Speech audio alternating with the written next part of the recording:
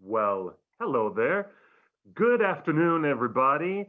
And I'm not going to try to do the good morning thing anymore. We're past that. It is the Return of the King, part two of our, I would say this is an audio commentary, but it's really a live stream discussing the wonderful score and music and genius of Howard Shore with the able assistance of these delightful gentlemen who are joining us on this amazing journey. We did a great conversation of all the Hobbit score films. You can go back and look at our YouTube channel for the OneRing.net, and you can enjoy those. And now here we are at the finale of the Lord of the Rings trilogy.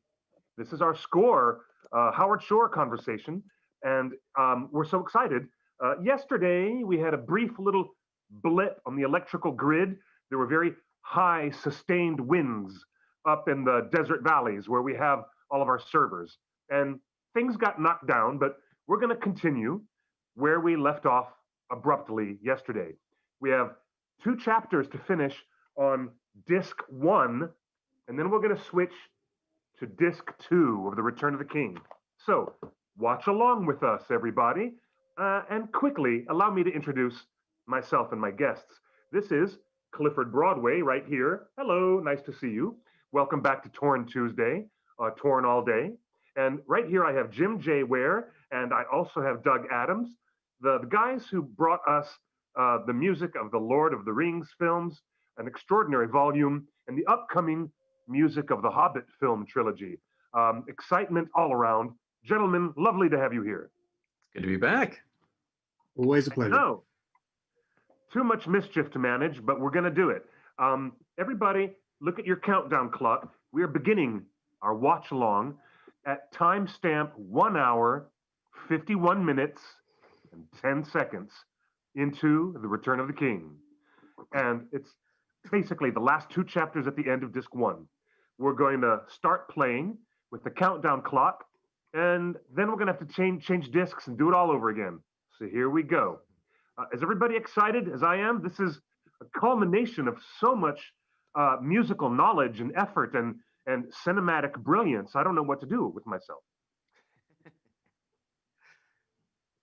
We're hitting the grand right. finale here, so let's do this. Absolutely.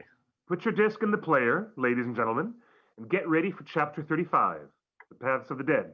And we'll do a countdown. Oh, did someone say we're going to give away a book? That's right. We are giving away an exciting gift. It is a copy, an autographed copy of that beautiful book. There it is. See Doug holding that up? The music of the Lord of the Rings films. Hardcover, gorgeousness.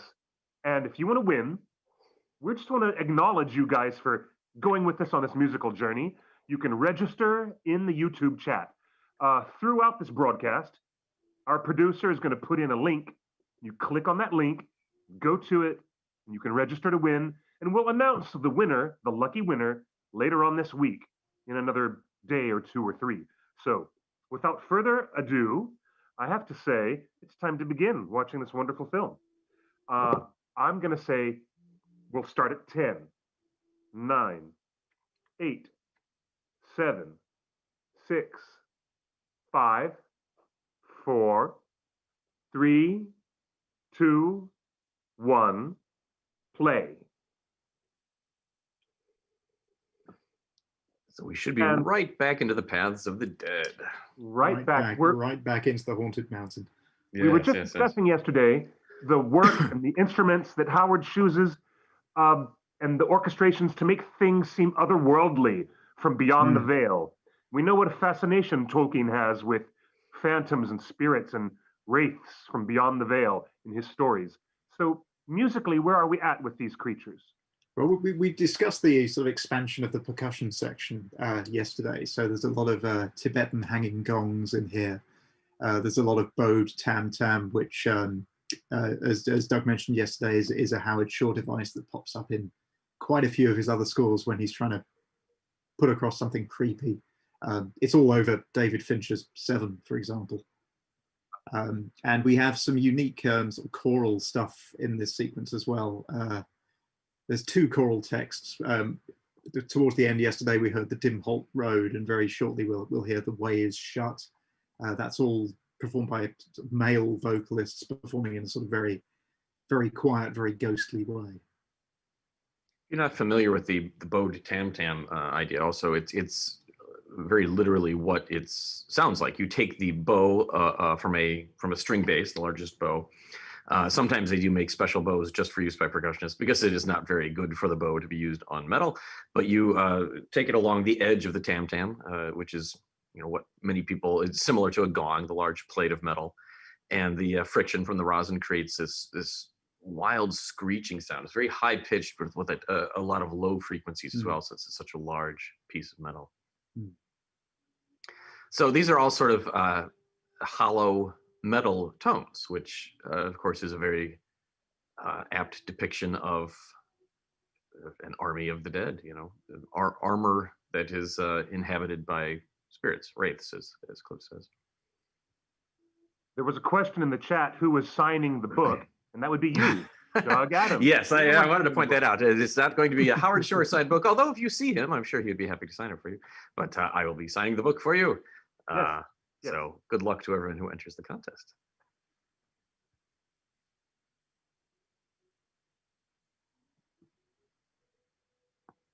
This is another instance of a composition being, I think, pretty much completely replaced in the extended cut because this sequence is so much longer. Yeah, this was a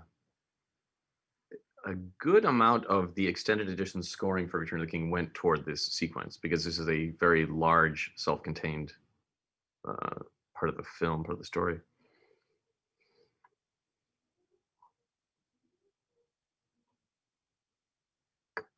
Very unique harmonies in here as well, in addition to the unique orchestrations, percussion sounds.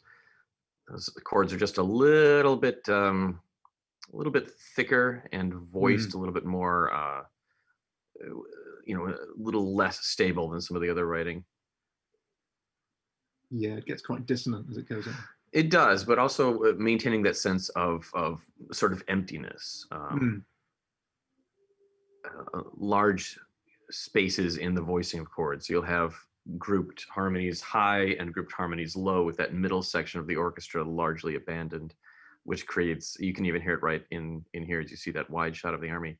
It creates that sort of hollow, cavernous tone in the strings. These things are tricky to do because you do want to depict and echo the visuals, but you don't want to create something that is sort of cartoonishly slaved to the visuals, because it does create kind of comic associations. That's the Carl Stalling approach from the Bugs Bunny cartoons and things like that. If you hit every single thing, they call that in film music, they refer to that as Mickey Mousing, because it is a cartoon tradition. So if you do that in live action, it gets a little over the top. So you do have to be careful with just how much you're hitting on screen.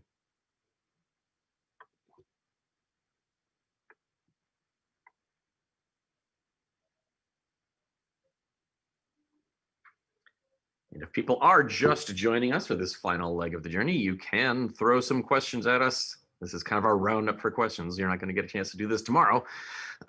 So our DMs are open. I'm at Doug Adams Music. Jim is at Jim J. Ware, W-A-R-E. Or use the hashtag LOTR score questions. I believe Cliff is monitoring the YouTube chat. Jim, I think you did yesterday. Are you monitoring it today as well? I am in there, just keeping an eye on things. All right, so nobody get out of control in the YouTube chat. Jim is supervising.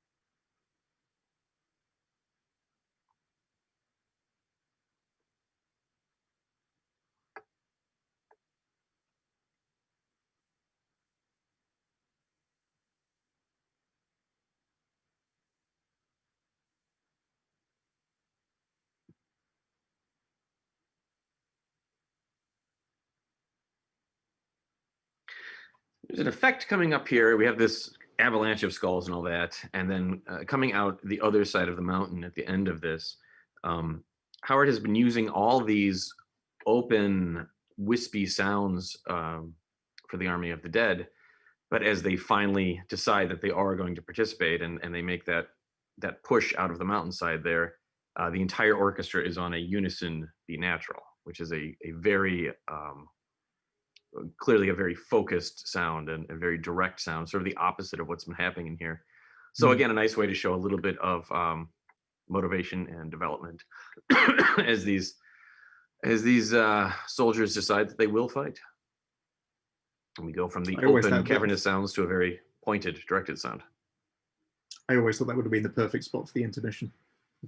It would make more sense. Yeah, that's true. I was just glad that Peter did not go over the top with the Frighteners style of doing these effects for the King of the Dead. By showing some restraint, like you were just talking about not letting it go over the top, the visuals work magnificently and creepy and perfect. I think some may say the skull avalanche is perhaps a little over the top. Well, you've never been in a skull avalanche, Jim? Not for a few months at least.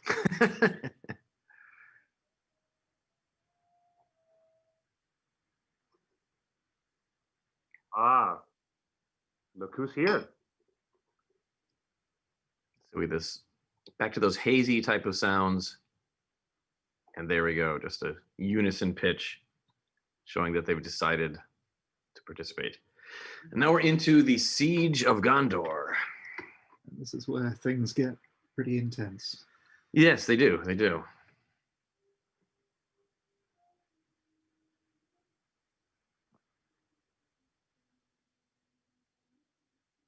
The people in the chat already have the book. Oh, that's great. Well, if they want want another copy or want a signed copy, please enter the contest. I like to keep a couple of copies on hand because I find that I keep destroying them while trying to use them for various lectures and my own research. Remember what I wrote.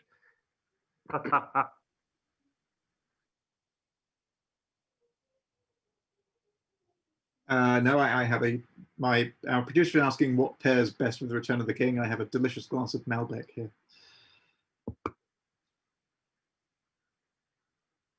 Highlighting the Argentinian undertones of Gondor.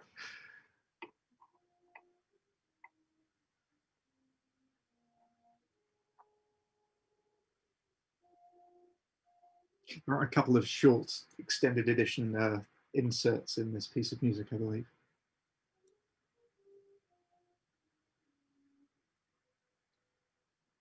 So we're getting some of the Descending Thirds music, which was some of the very first stuff we ever heard associated with Mordor. But it is all of these Mordor themes are getting deeper and darker in this film.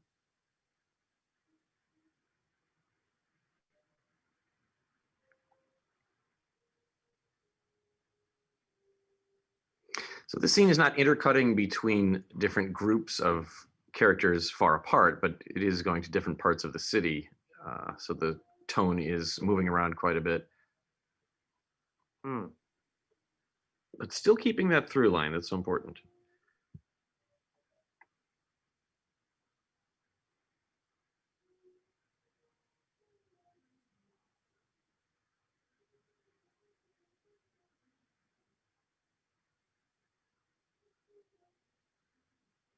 Denethor's descent into madness. Yeah, and the music is ramping up here, not really because the attack is necessarily ramping up, although it certainly is, but I think it's showing that his mental state is coming apart here, which is why it really builds not to what's that?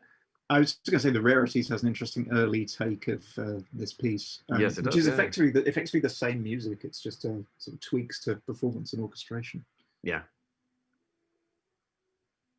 Yeah, orchestration is as much a part of the drama in these things as the composition. But see, that builds not to, another chunk of the city being destroyed, but to Gandalf, and then returns here. Yeah. It's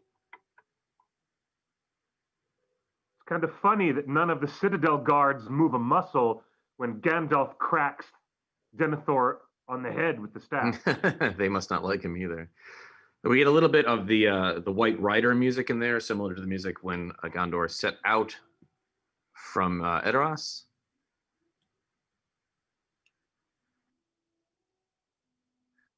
Shadowfax doesn't really have his own theme, like in isolation. It's more part of Gandalf as the White Rider. Some very heavy and miserable variations on Gondor here. Definitely a lot of the Gondor in decline concept, with the theme falling back down in its second half.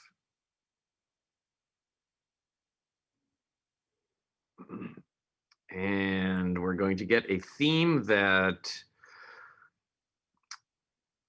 Jim, when would be the last time we heard the Ringwraith music prior to this? It would have been in the Wraiths on Wings sequence in Two Towers. That's what I thought, But yeah. the particular theme you hear under this, we won't have heard since the Council of Elrond. Here we go. So this is what we call the power of Mordor. Which is originally appeared in the Fellowship prologue. It did. The That's right. early version of that. Yeah. Oh, yeah. It's sort of a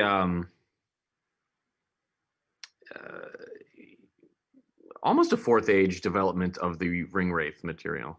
And the Ringwraiths also get a new text here as well. The Nazgul. The 9 have come, death has taken wing.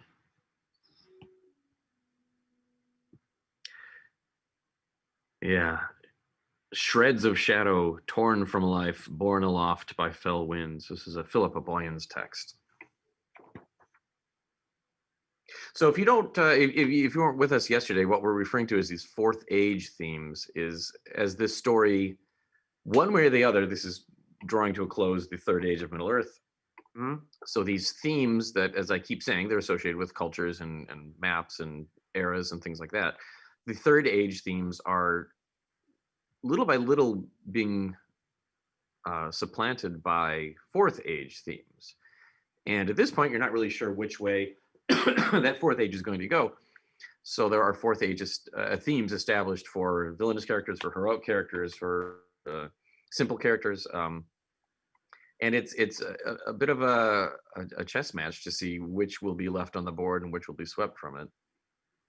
That is probably the most fascinating insight of all, of many, many great insights that we've learned. But to realize that somebody was being that thoughtful to think about the fourth age of Middle Earth actually changing hands and being represented musically. It's wild. Yeah, I mean, it's, if you think about it, it's such a wonderful, I guess I want to say it's an obvious choice, although clearly it's not. It is quite an unusual and quite a brilliant choice.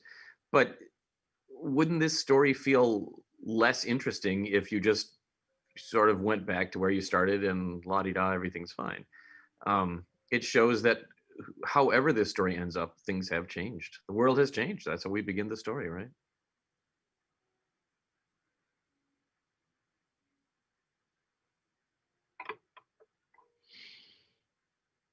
There's a bit of fellowship, although it sort of dissolves before even the third chord.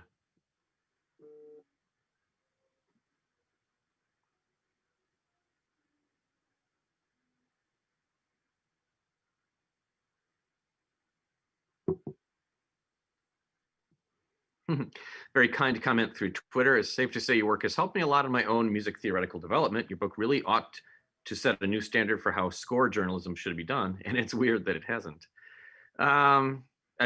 Incredibly kind, and I wonder if that's less an aspect of how film music journalism or coverage is being handled, and maybe more an element of where film music is right now. It's not really the most cerebral thing at the moment. We're sort of in a more the shallow end of what's happening in film music right now, but these things come and go, so we'll see. It'd be nice if we get back to the kind of brilliant writing that Howard Shore has here, and this is obviously the reason that people like Jim and I are such fans of things that have been done in film, is because there is a lot of wonderful, wonderful material.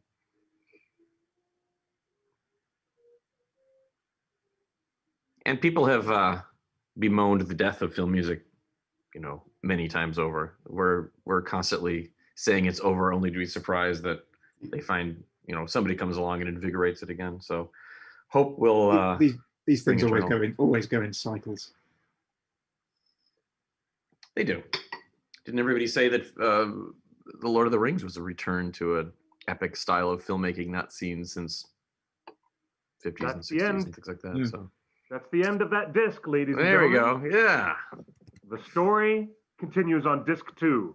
So let's do a quick changeover. If Justin is there, we're going to have to reset our countdown clock. Here, I've got it. Disc number 2. This should take us, where are we starting at? Chapter 37, if you're on a continuous thing like I am. Yeah, so should be 2 hours, 15 minutes, 35 seconds to go. Right, which I think puts us at just about 2 hours, 7 minutes, and 35 seconds of. So it should be the time. shot of the Corsairs. Yes. Give me a moment, gentlemen. 2 hours, 7 minutes, 35 seconds, I think. I feel we should have prepared some amusing stories to regale everyone with during the disc break. Yeah. No, I didn't. But I really, the question was, did I get invited to any of the movie premieres? I really didn't sort of meet all of the filmmakers until Return of the King. I was pretty exclusively with the music department until that point.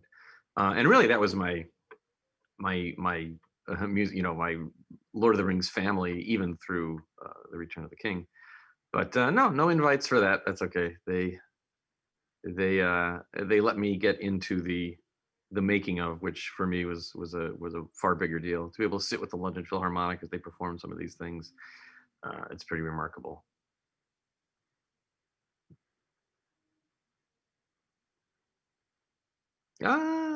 So this is Aaron from the chat room said that his senior thesis was about film music? Is that what you said, Justin?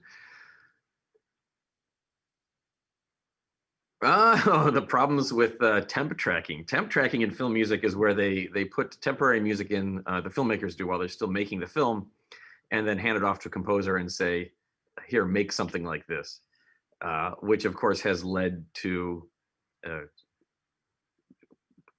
temp track love. The filmmakers love the way it already sounds and say, please emulate this, which doesn't give a composer a lot of freedom or creative leeway, which has created some sameness.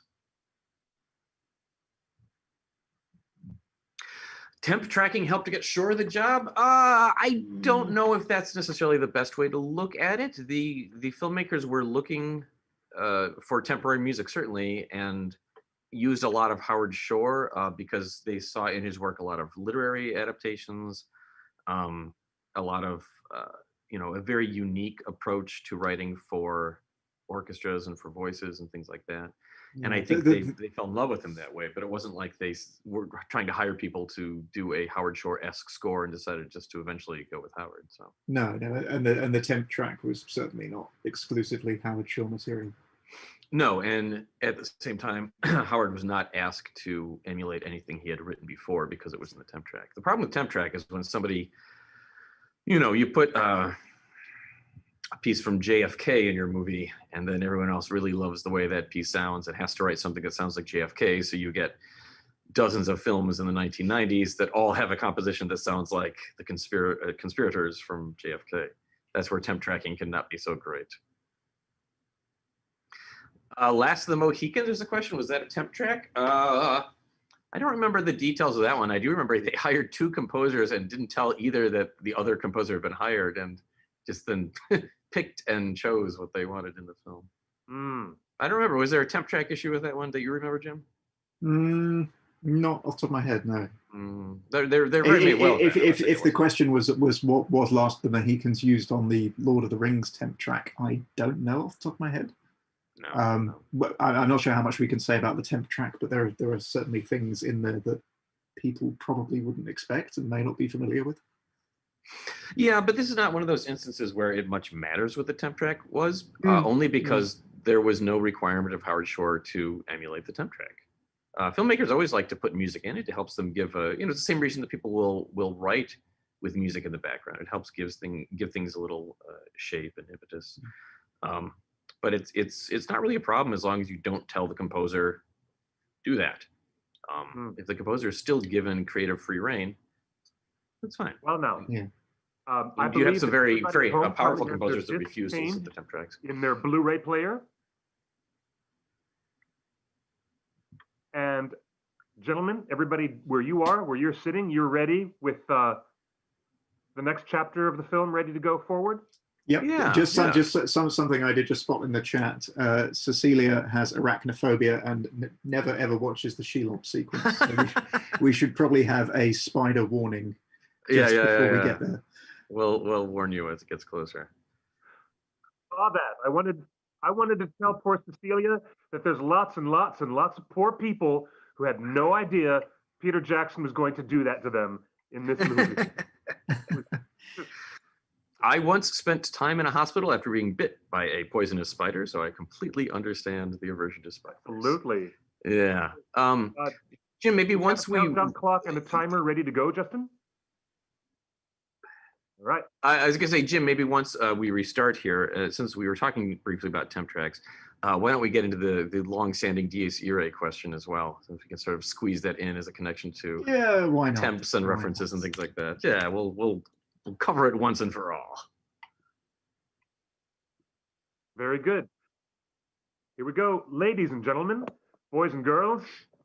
As you can see, this is Return of the King, Disc 2, the empty one, because I've put it in the 4K player, and we're going to begin with a 10-second countdown, and then we press play and continue on this. I don't want it to end, but all good things. All good things. ... Here we go, ladies and gentlemen. We'll begin at 10, 9, 8, 7, 6, 5, 4, 3, 2, 1. Press play. Should be in the Corsair ships, hopefully.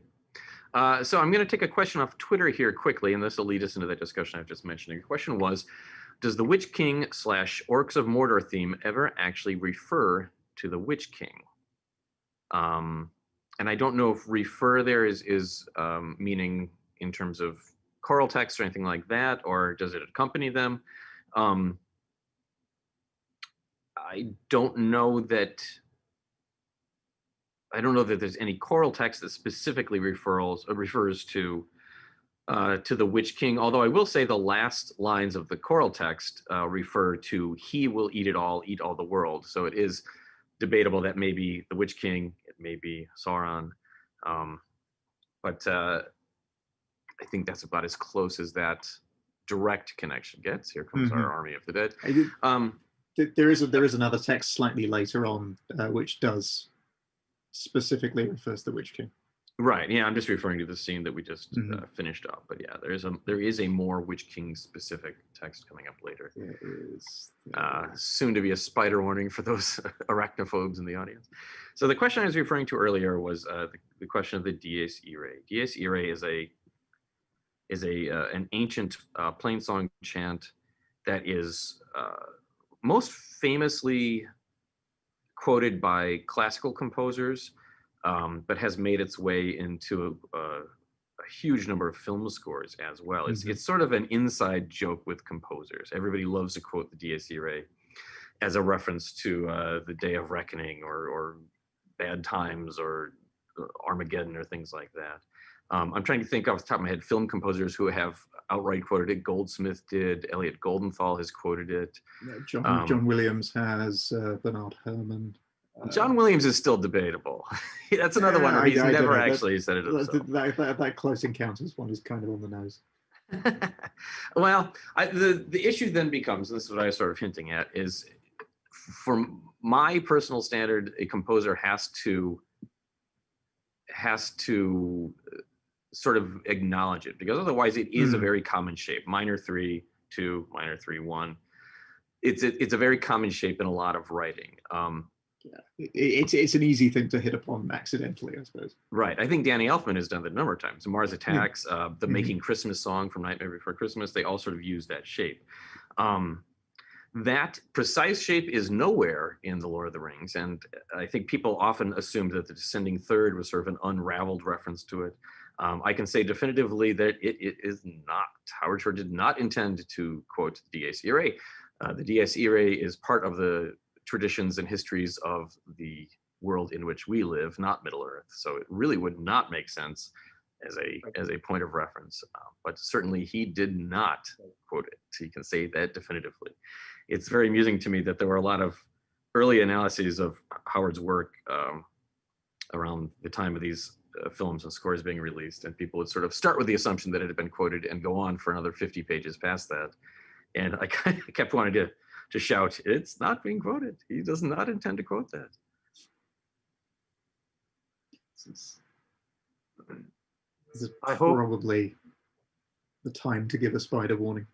Yeah, You've got a few seconds to close your eyes. I hope Cecilia is in the other room making some hot cocoa or something, because this is not the time for you, Cecilia. Good Twitter question here. Considering Shore's background, and I'm sure this is referring to the Cronenberg background, is Shalab's Lair a classical horror style, something that he liked doing? Yeah, I think he had a lot of fun with it. Shalab's Lair is a little more, the phrase that Howard would use sometimes is it's more compositional, meaning that it had a little bit more orchestral depth and texture to it. It's more similar to concert music than to film music. And I think he had a lot of fun with that. It was similar to the kind of dissonant, notey, dense type of music that he wrote for some of those early Cronenberg pictures. And I think he had a lot of fun with it. He referred to a lot of this as music for a demonic sewing machine. You can hear that churning, twisting, rotating type of feel to it, which is perhaps similar to Shalab's webbing. Spinners. Spinning. Yeah. You'll hear a lot of that when she actually spins Frodo. You can hear a little bit of snare drum joins into the orchestra. Wild. On the complete recordings, but I'm not sure. Yeah. Oh, you do get some of that in the film. You are right. There's a little bit, yeah. There is a little bit.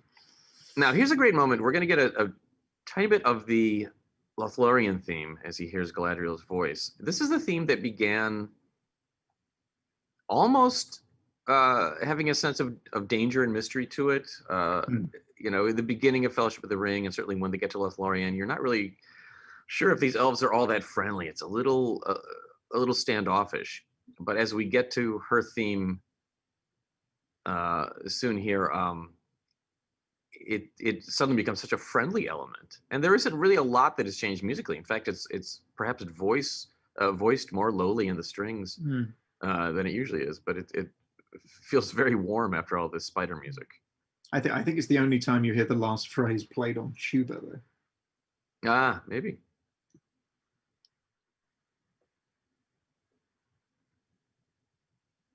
I have a very dear friend who is 73, and she's never seen The Lord of the Rings, and I cannot wait to scare her with this part. Because she loves the Hobbit trilogy. She loves to watch the Hobbit films over and over again, but I'm working on graduating her to watch the Lord of the Rings films with me as soon as COVID dies down a bit. But I'm really, really looking forward to just watching her reactions to all this stuff. Can't wait. It's creepy stuff. It's even the audiences in some of the more proper and polite European concert halls that this has played, you can see them all twitch a little bit when this scene comes on. Shelob does have a little 8-note figure, which we just heard. Yeah. Howard played a little bit with some tone row type of music here. Yeah.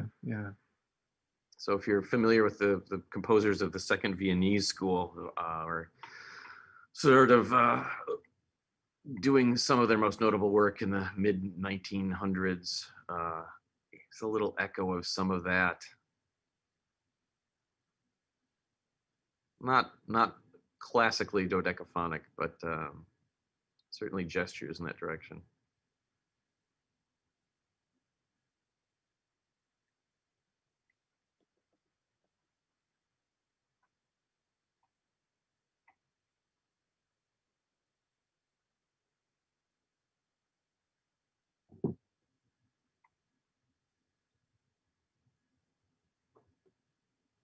Well, at least Frodo landed one good punch on him. That's true. Another question for Twitter. So Shore doesn't make any references to real world motifs or memes. I'm assuming that means themes. But there are there any specific inspirations one can point out? I think, as I mentioned earlier in the week, that he certainly looked to Italian opera in terms of the emotional pitch of things, not in terms of referencing themes or motifs or anything like that, but just that sort of heart on the sleeve emotion of Italian opera composers. There is a wonderful Wagner, very oblique reference, but a reference nonetheless, that comes up at the sort of the end of everything that we will hear tonight, and it's one of the most beautiful passages, not only in The Lord of the Rings, but I think one of the most beautiful passages that Howard Shore has ever written. So yes, there is a little nod. Is Shelob around in the Second Age? Comes the question. Cliff says no. Yes, Shelob is there in the Second Age, but hiding in the mountains, and I don't even believe Sauron knew that she was there. So I wouldn't expect the character, or the creature rather, to show up in the Amazon show. That would be a bit much. Oh, this is my favorite flashback.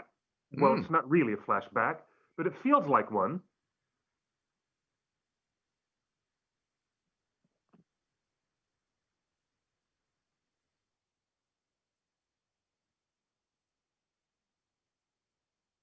The question was, did the studio want James Horner? As far as I'm aware, there were a number of composers that were interested. Horner was interested. Polydorus was interested. Kilar was interested. I don't think any of them ever received a final offer, as far as I'm aware. But of course, I didn't really become involved until Howard did. So I believe Horner touched on it in interviews, but he did have a knack for self-promotion. So I can read you I'm a not quote. Sure how accurate those quotes would be.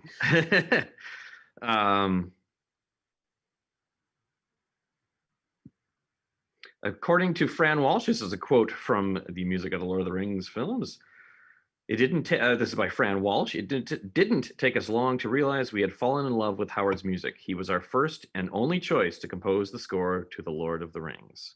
So that is the official word from Fran Walsh. I see no reason to not trust Fran Walsh. That. This is Mary's Simple Courage. We get a little bit of the Mary the Warrior motif in here that we heard in the tent before they rode out to Minas Tirith.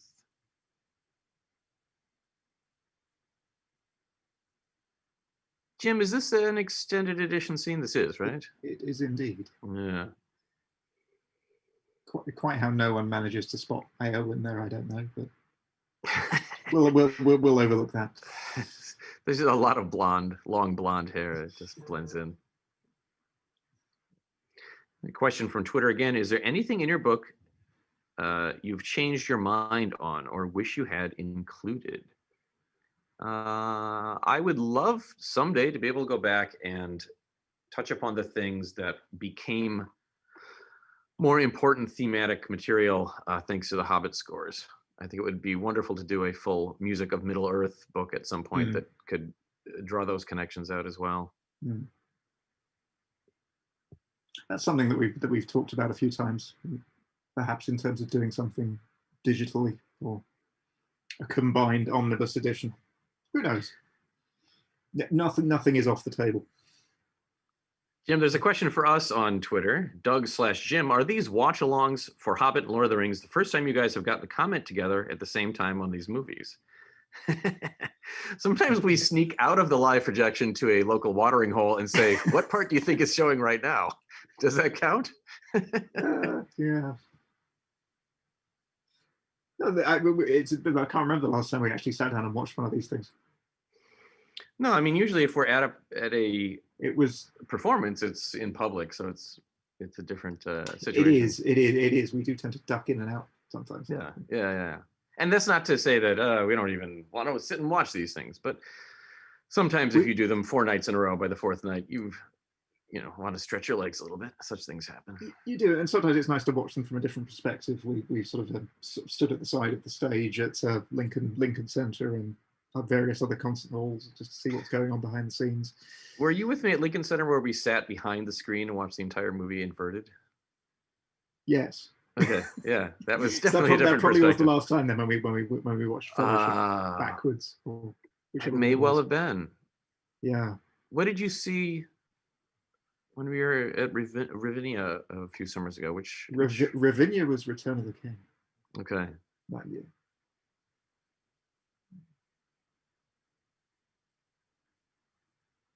We've seen these a lot of times. But not the extended versions. I think I was saying the other day, this is the first time I've sat down and watched the extended Return of the King for a good few years. Yeah, or early on in the quarantine during the spring, I watched and all 3 of them over the course of, I guess, 3 nights, all the extended editions. And maybe for the first time ever for some of these was able to just watch them without trying to pick things apart and double check this and review that, which was really quite enjoyable. Some good re-Acer stuff coming up. Yes, very pronounced. The live chat is suggesting that Doug and Jim write a whole new book just about their silly adventures and discussions going to all the live performances. Do they have a title in mind? If they come up with a good title, we'll write it.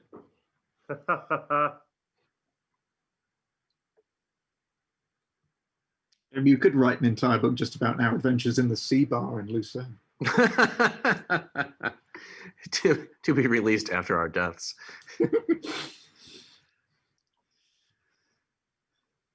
is all Grand, the hammer of the underworld. A lot of very, very, very heavy and ponderous 5-beat pattern writing in here.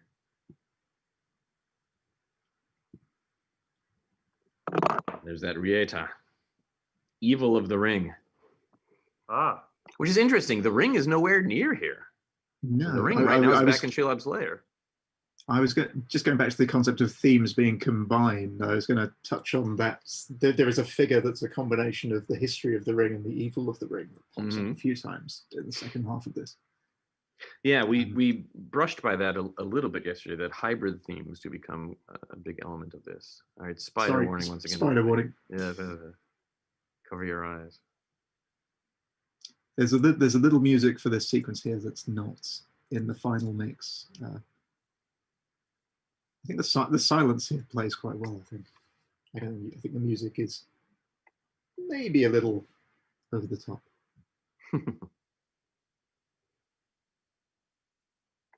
There's a question from Twitter. Do you think there will ever be live to projection concerts of the Hobbit trilogy?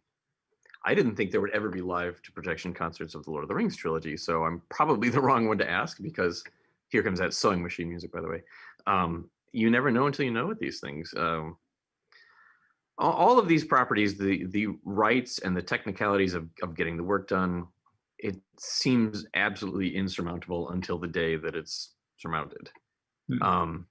So right now there's nothing in the planning stages, but of course this would be the wrong time for any of those things to be in the planning stages, since we really need to get live music back on its feet in general. What I would say about The Hobbit from a technical perspective is that it would be a much more involved process. Great statement of fellowship here, by the way. Yeah, sorry, Jim. Yeah, just getting the scores ready for a live to projection performance than it probably was for Rings. There is a statement here from Twitter, or a question, the history/evil hybrid history and evil of the ring hybrid theme underscores Denethor a couple of times. What are your thoughts on that? That ties back into hearing a lot of Mordor music under Denethor, even in that flashback from the Two Towers. He is corrupted by the Palantir, and his future lies in the balance along with Minas Tirith. So yeah, I think it's very appropriate that music underscore him. It is, and although you know that Denethor wants the ring, it's never entirely clear what his intentions are. And I'm not sure that he knows what his intentions are either. I mean, what are Gollum's intentions of the ring? He just wants it. Exactly. Gollum doesn't intend to rule Middle Earth. But that compound theme keeps things nicely ambiguous. Indeed. And it shows that we're bringing the power of the ring to a head as well.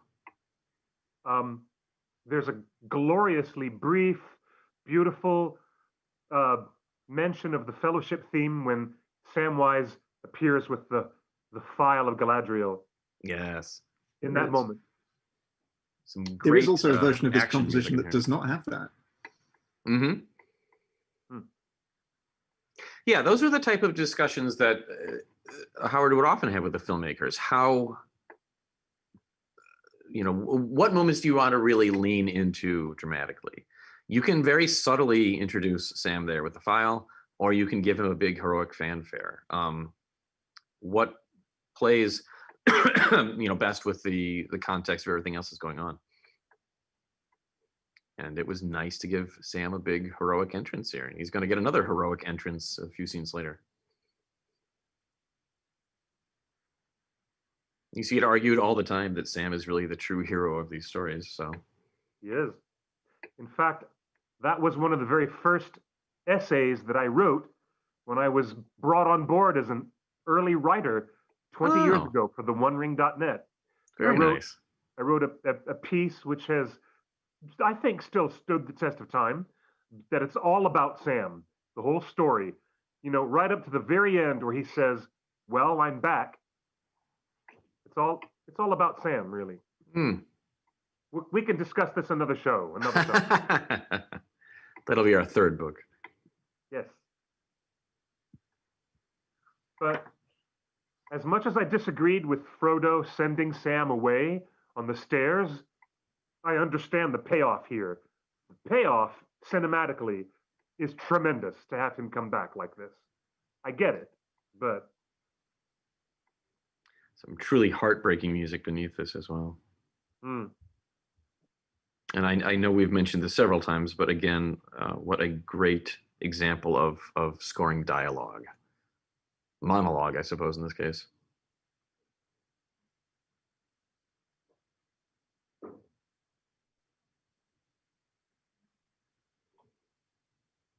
Cecilia, you can come back now. It's safe now. No more spiders.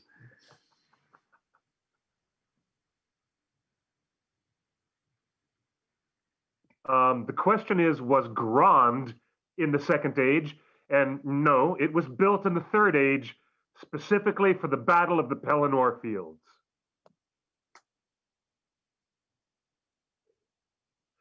The name Grond has appeared in other parts of Tolkien's history.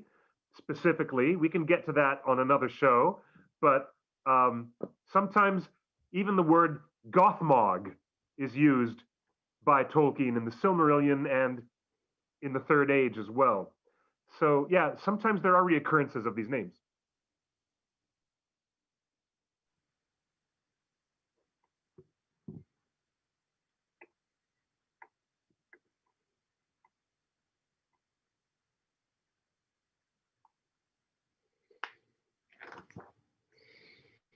We're moving here to the Tomb of the Stewards.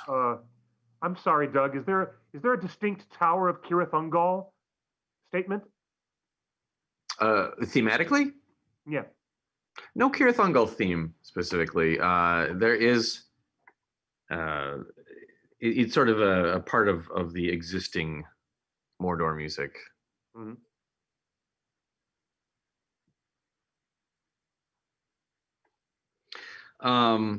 We're getting here to the history and evil hybrid theme. Again, the ring coming more and more into focus.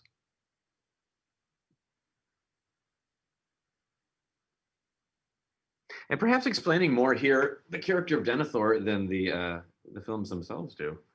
You don't ever see him with the Palantir, but the score makes it very clear that whatever corrupting influence there is on him, it comes from Mordor. He's not just an unpleasant man. He has a reason for his actions. Mm.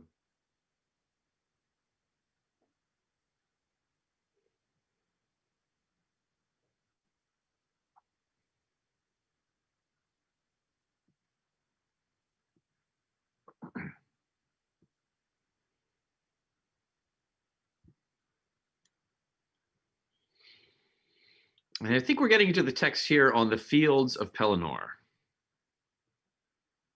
Another Philippa Boyan's text, this one in Sindarin.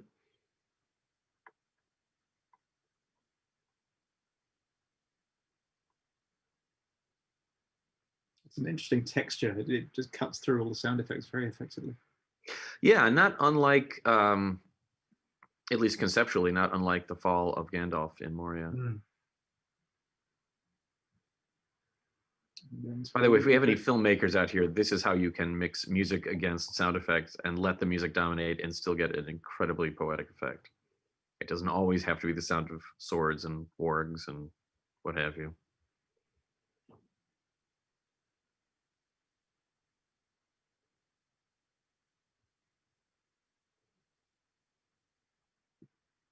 Oh, the Witch King versus Gandalf. Yes, yes.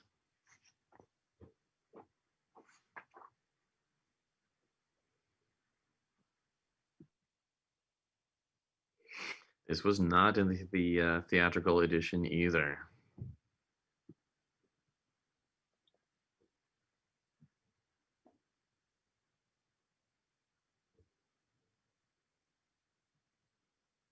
Which I think in the theatrical edition, you're just left wondering what happened to Gandalf's staff. Just You're disappears. also left wondering where this confrontation with the Witch King was. It's like there were a couple of shots from this in the trailer. That's true too.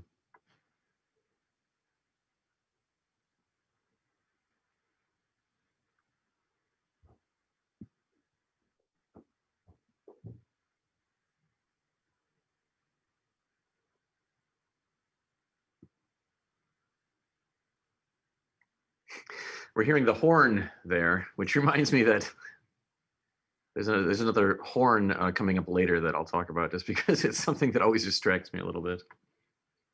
We'll get to that shortly. Here we're coming to the Battle of the Pelennor Fields. And a very solemn statement of the Rohan fanfare here. With evil times weaved into it a little bit. That's right, precisely.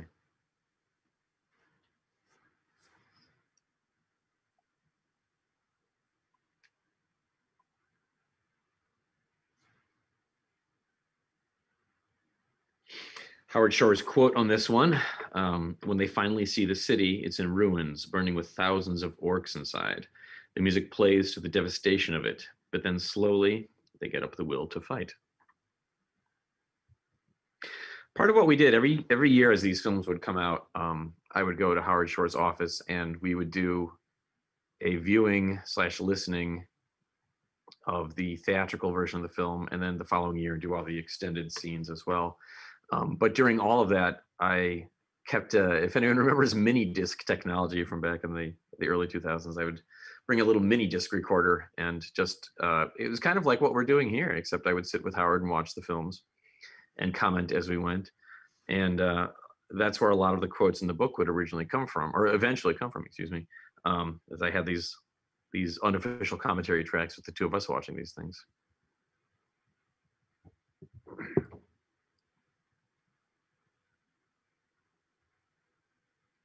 This is the part that also many people find more uplifting and moving than even the lighting of the beacons.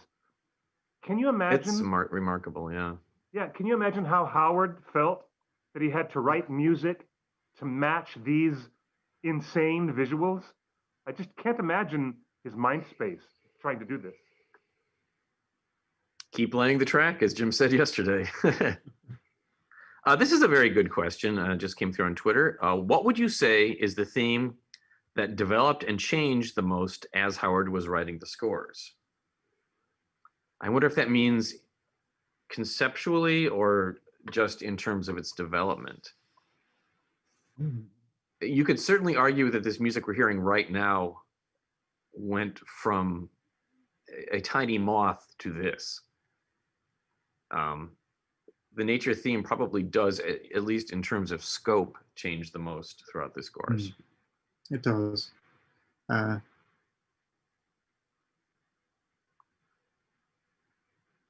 Just trying to think what else would be similar to that.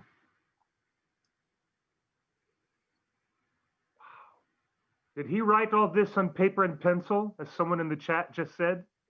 Question. Oh, sorry. I'm repeating the question.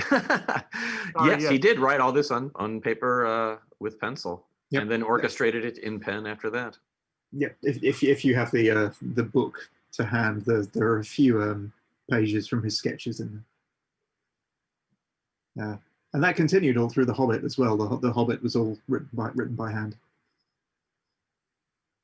Wow.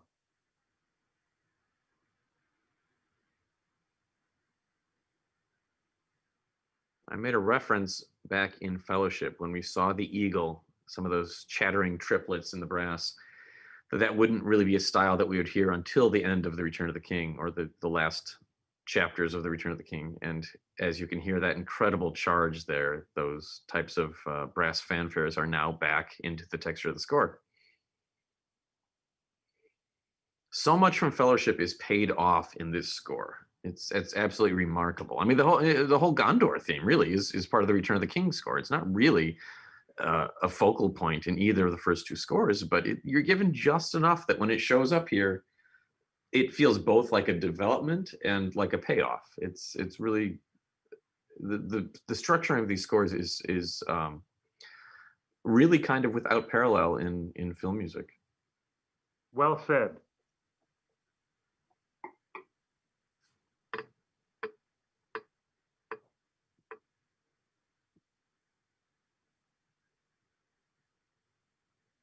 The pyre of Denethor here.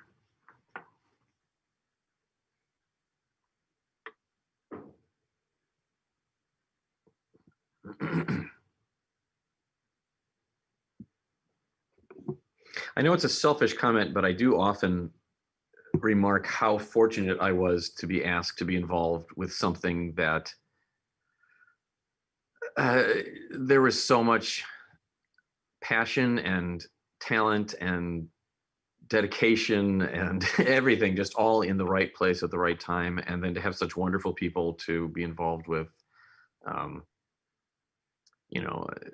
I was still quite young when I got involved with all of this, but I had worked on enough in terms of film music that I knew that things in show business, sometimes people had great ideas that didn't come to fruition. Sometimes they had not great ideas that did come to fruition. There was any combination of elements, and to have, the one time I was invited to do something like this, to have it be something so legendary, it's beyond a stroke of luck. Jim, we have a question here. What's that? I was just going to say, you have to be at the right place at the right time with life in general. Yes. Yeah, fortune favors the prepared, I suppose, but I don't know that one could ever be prepared to do something that was without precedent. And there goes Denethor. Jim, there's a question for the two of us, I believe. What is our favorite Lord of the Rings cavalry charge? I think it probably has to be the one that we've just seen. It's hard to beat that.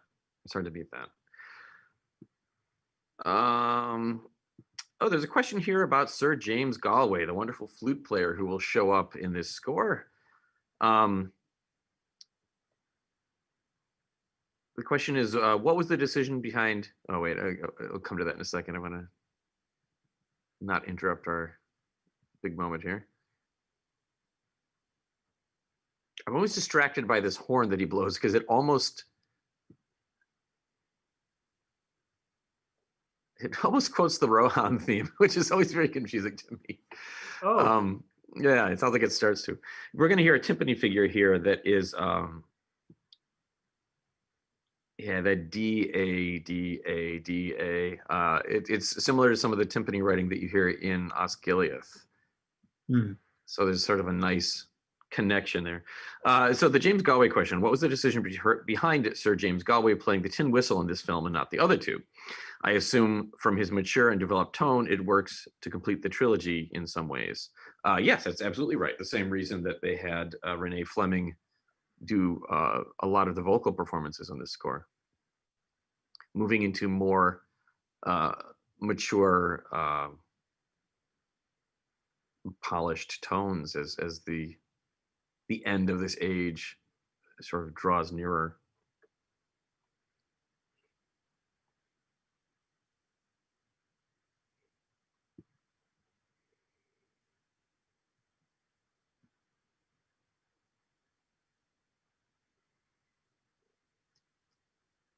I love the way the music enters coming up here because we've pulled it back to deal with all these sound effects. Mhm.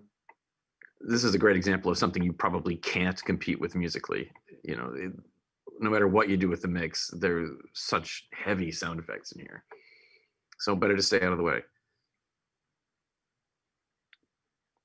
But there's a very bold entrance coming up, which I think is a very cool way to get into it. It's some of the busiest action material in the film as well. Yeah. It kind of has the same string writing as we heard in The Lighting of the Beacons a couple of hours ago. Yeah, I think Howard Shore thought of this very much as his sort of Korngold, Max Steiner section of the score. Old school Hollywood.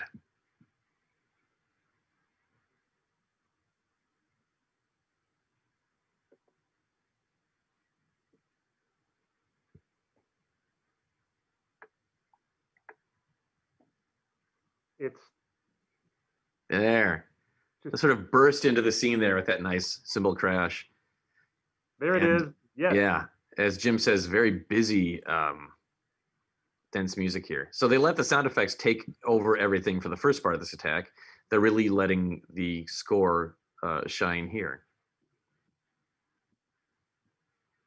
And the fact that the first part of this battle was not scored makes it all the more notable here.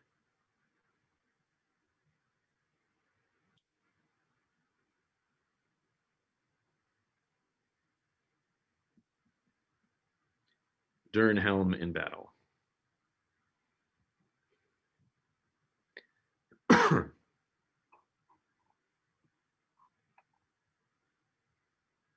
This was one of the big pieces of music that everybody wanted on the original one disc album of this, that it was not on there. Although I think you got it. Was it isolated in the end credits, or was someplace that people could it's hear in it, the right? fan club credits. Yeah, that's where it is. Well, the theatrical Yeah. version's in the fan club credits. This is slightly longer, I think. But I think the main reason it wasn't on the original album was because it was written so late. Yeah, I think so too. These special effects bits, a lot of this was the last things they did because it took so long to complete the special effects. Yeah. This is stuff that was written right at the end of October 2003 and recorded early November. Yep. This collapsed Oliphant, Mumakil, is the world's largest movie prop. Whatever became of it, do they still have it? I think they have it broken up into pieces in a warehouse. Okay. Because that's how it had to be delivered on several trucks. It was separated into segments. But that dead Mumakil is the largest standalone prop in motion picture history. That's fantastic. I'm sure they still have it somewhere. I think Peter Jackson keeps everything. Yeah. A very powerful moment here. Composition "A Far Green Country," and we're going to get this is remarkable. Yeah, a bit of the music for the Grey Havens here. Mm-hmm. A tiny hint of Into the West somewhere in there.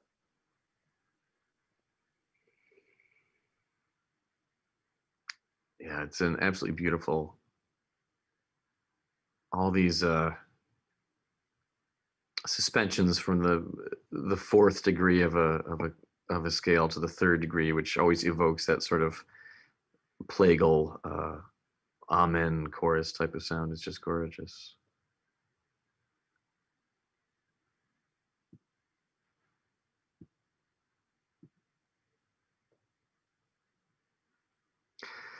I don't think I heard them record any of this theme when I was in England, but I did see the sheet music for it sitting around. And when nobody was looking, I picked it up and hummed it to myself and thought at the time, wow, that's a incredible theme. But I don't think I actually heard it until I was sent the recordings by Howard and his staff.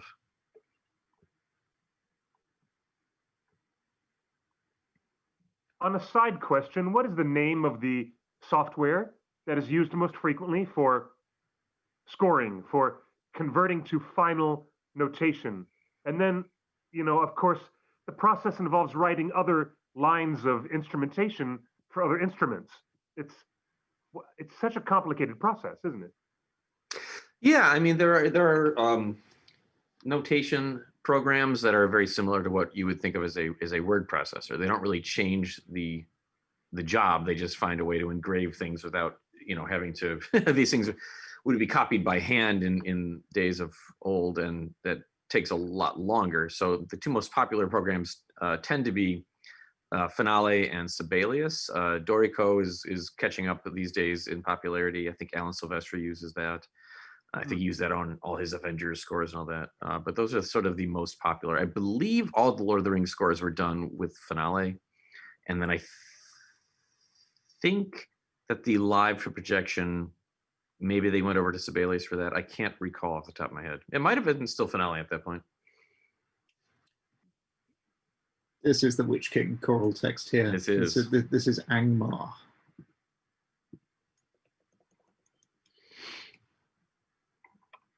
This is a Tolkien text that Philippa Boyens made some contributions to. Begins literally with the words, "You fool, no living man can kill me," and goes on from there to get even less pleasant. Although it does end with, "Too late he knew, too late he saw. This was no man. He looked upon a woman." Ah. Yeah. So again, the score telling you a lot of what's happening. Unlike the rest of the Ringwraith material, it's Sindarin and not Magic. Yes, right.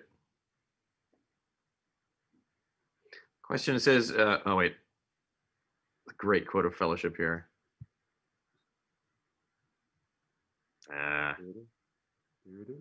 More swashbuckling. The buckles have been swashed.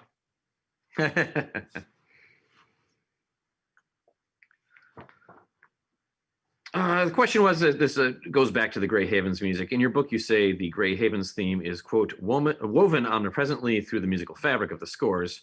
What do you mean by that? There are a few gestures throughout the scores that are similar to, again, that fourth degree moving to the third degree that you hear as sort of the telltale melodic contours of the Grey Havens theme.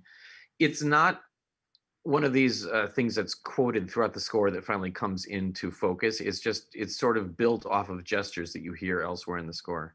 So there is a sort of a cumulative effect to it, but it's not really hinted in specific quotations early or anything like that. One of those non-linear things that Howard likes to do.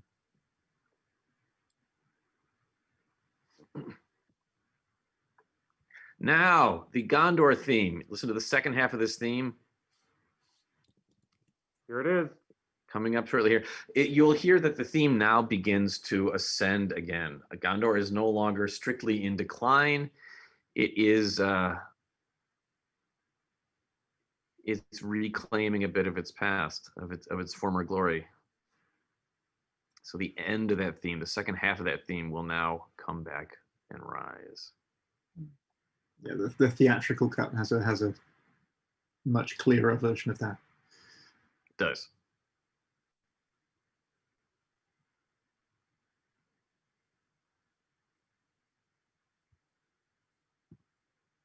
And that's it for Gothmog.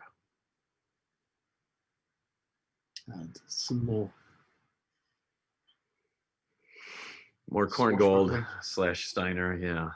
Yeah, If you're Buckles not will be familiar well with and those truly names. swashed by the end of this. Momentarily, in fact, yes. If you're not familiar with those names, they're some of the early sound era composers in Hollywood. A lot of European composers leaving Europe in the 30s and around that era as the political situation got quite unpleasant in Europe, and made their way to Hollywood, where there was money to be made if you're a composer of orchestral music. Indeed. Now, what we're hearing here with Legolas and his wildly improbable attack on the Mumakil.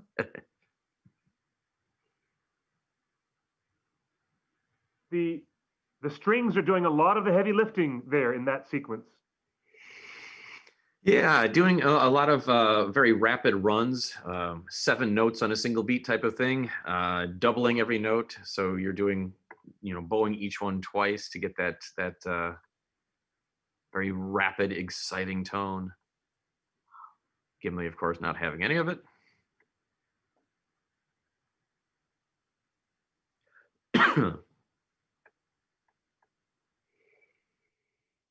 And interesting how we feel that the battle is beginning to wrap up here, because the music has left. It's unaccompanied now. It's the pretty green scrubbing bubbles. Scrubbing bubbles cleaning the surface of the tile. I mean, Minas Tirith. Very beautiful moment here for the passing of Theoden. The text is a Tolkien text in Old English, which is the language that the chorus usually uses for the Rohan music. And this is the death of a king. In the theaters, I was destroyed. I was unconsolable during this part. Just destroyed me.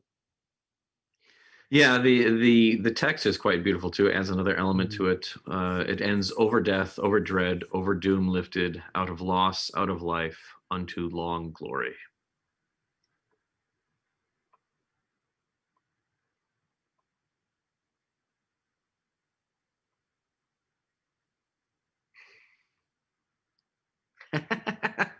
The question was there any consideration? The was, have there been any Yeah. questions or issues with the naming of tracks that would give away the ending of the plot, like Qui-Gon's funeral gave away everything for John Williams' score for episode 1? I don't think it ever became a huge risk. I wasn't involved with the naming of any of these things with the albums that came out at the time of the films. By the time we got to the complete recordings, the plot was well known. And you have to remember, it's not exactly like these stories were untold. People had read the books. The original album stuck quite closely to chapter titles and other fairly well-known text from the book. I think that was supposed to be in keeping with the tenor of these things too. Film music gets a lot of goofy names because sometimes it is, character A walks across the screen, and sometimes that's what the composition is called. It's a bit inelegant when you're working with Tolkien stories, so you don't want to have all this beautiful music and the title on the album is, hey, it's that horse. So they tried to go into the Tolkien texts and languages and make things a little more elegant. There's a good question. Did Harry Potter, the comment was Harry Potter and Star Wars spoiled their movies with the track titles. Did Harry Potter give one away? I can't remember. No. There is a good question here. There is really no musical payoff for the Army of the Dead. Was anything ever considered for when their oaths are released? Not really. I think the moment here was, I think it feels very peaceful the way it is. I think with music beneath that, it might have been a little bit more of too much of a button on things, so to speak. And really, the Army of the Dead music is pretty specific to their homeland. Not much of that Army of the Dead music comes to Pelennor, really. You don't get much of that theme after that. It doesn't, and you've just been through a good half an hour of really intense action, so it's nice to have a pause. Right. Yeah. The silence here, or the musical silence, is very important as well. As we said several times over these commentaries, Howard would write a lot of these silent passages into the score. It was not unusual to have a composition that included 64 measures of silence. That was a way for him to keep himself in that headspace where silence was part of music just as much as sound was part of music. And that is true. I mean, if you think about it, music is really controlling entrances and exits all the time. So he just conceived of this with the entire ensemble performing an exit. The Houses of Healing. Yeah, we should talk a little bit about this. The Houses of Healing, with a significantly different approach to, the afterglow of the battle, so to speak. Tell us about this and the vocal here.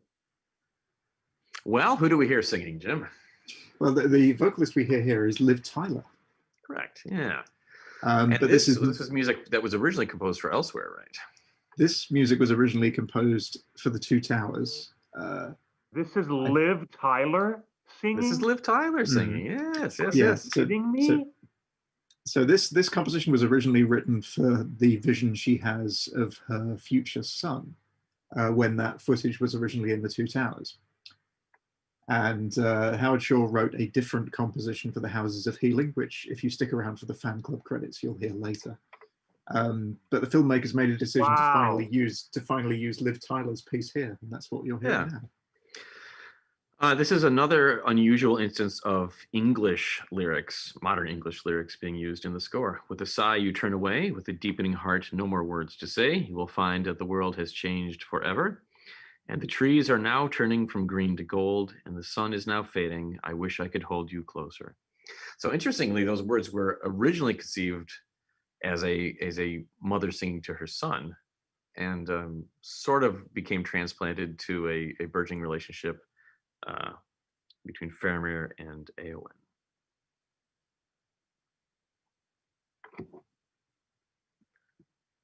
Not a question here, but a comment through Twitter. Can we start a petition for the live to projection concerts to use subtitles to translate the choral texts like they do for operas? I would be fully in support of that. That'd be cool. One of the tricks, though, is the lyrics do get a bit, they're often broken up by syllables in order to match some of these last minute edits to the music that we've talked about.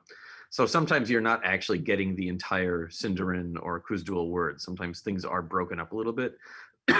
So I know the Tolkien scholars that are quite fluent in these languages sometimes question what exactly is being said.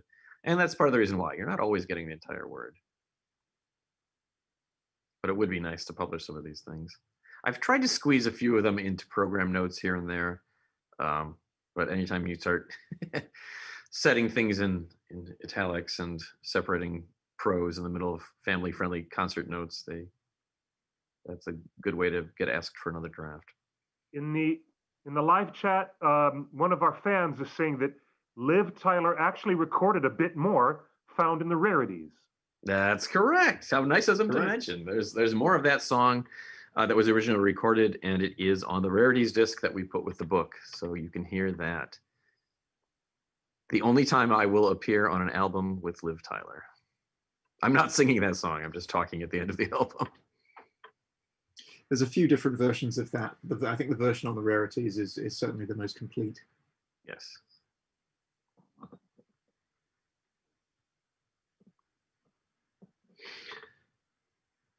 We have the Tower of Cirith and we will get a nice big blast of that Evil Times theme that we've referenced several times. Well, one of the subtler themes in the collection, certainly one of the trickier ones to point out in this sort of a setting, but a nice prominent usage coming up here. I think there's a bit more unscored orc squabbling in this sequence, in the extended version. Hey, Jim, if you will remind me when we get into the credits, there's a question about Bilbo's song that we'll need to address then, but I don't want to get into that quite yet. We should definitely make a point of sticking around through the fan club credits. Yes, please do. Yeah.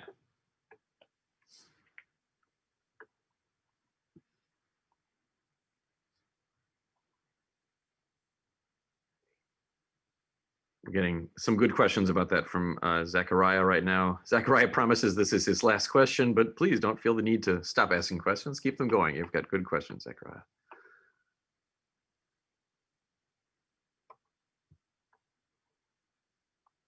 So you can hear the strings beginning into this figure now. Pick up this little 3/4. And that's our evil times motif, sort of done here in a triple meter, but those are the pitches.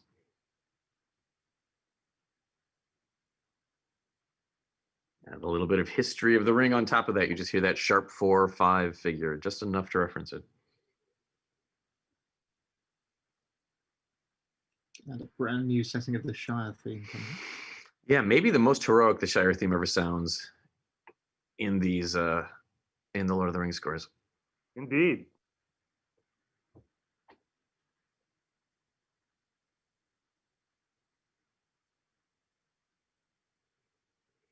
And it's wonderful that he didn't just take the tune and orchestrate it for brass and, you know, just sort of rewrite what he already had. It's a truly new variation on it. And, you know, it's such a simple sing-song type of melody that if you just hammered it with heavier orchestrations, it could get kind of jokey. So it's wonderful that he really rewrote that and reharmonized it and even, you know, changed the contour of the melody so that it completely works there as a new heroic type of piece.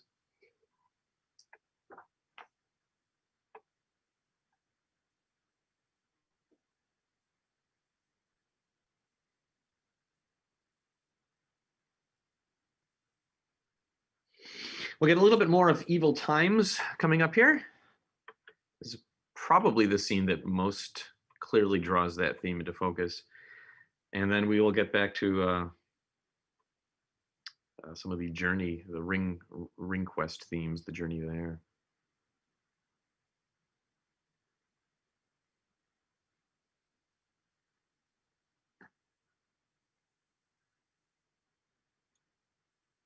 I think this whole, all of the expanded Sam and Frodo stuff between here and Mount Doom is really needed to be in the theatrical cut.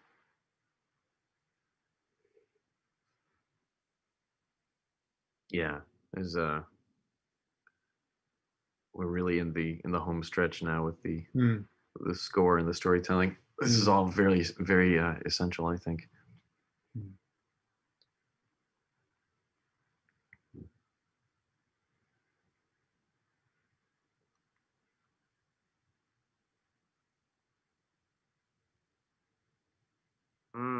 The power of the ring. Mm-hmm.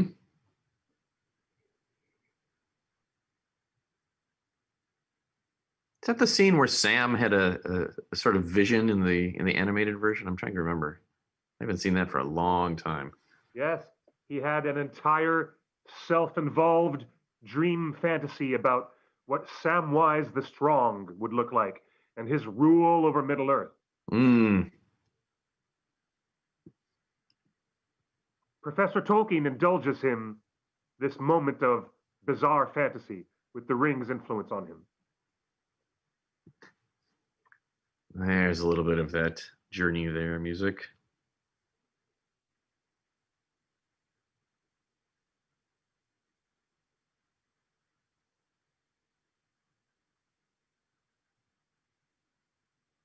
The orchestra sort of devolving into these cluster chords beneath that string line.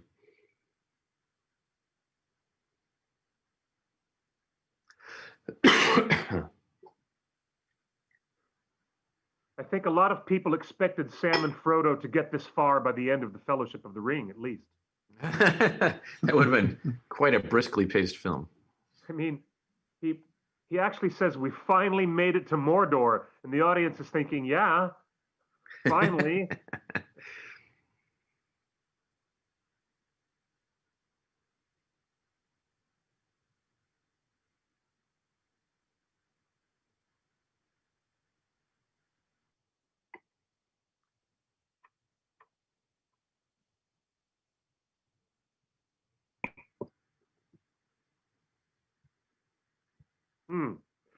In the live chat, we understand from one of our chatters that Peter Jackson never saw the animated Rankin and Bass telefilm of The Hobbit from 1977 or The Ah, Return of the King, which I believe was 81 or 82 when that came out. But okay. Peter had not seen them. Interesting. He had seen the Ralph Bakshi film probably at least a couple of times, at least.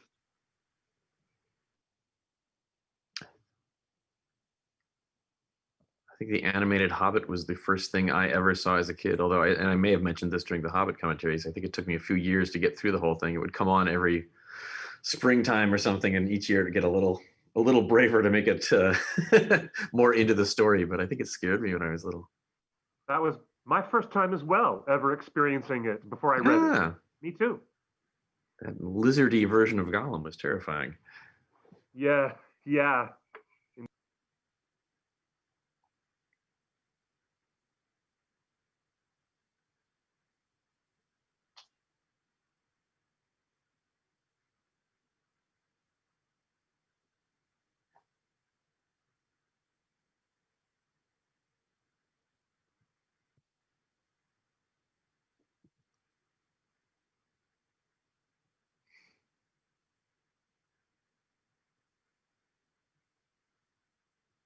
Did anybody else notice how unceremoniously Gimli is sitting on Denethor's chair? Yeah, I always like that. Makes himself at home.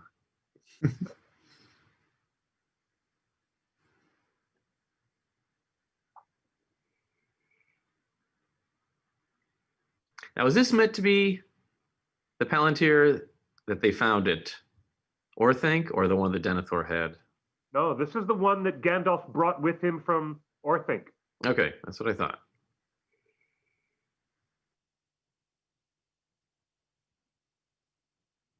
Uh,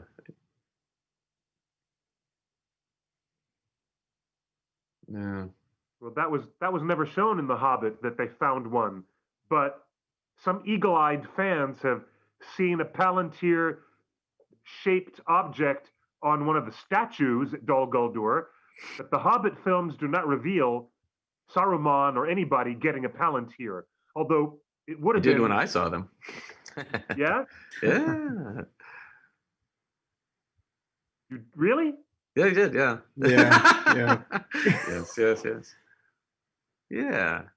It was in Must there. have been cut I from think the film. that was all scored as well. I think the music for that's all on the Smaug album. Yeah, I believe so.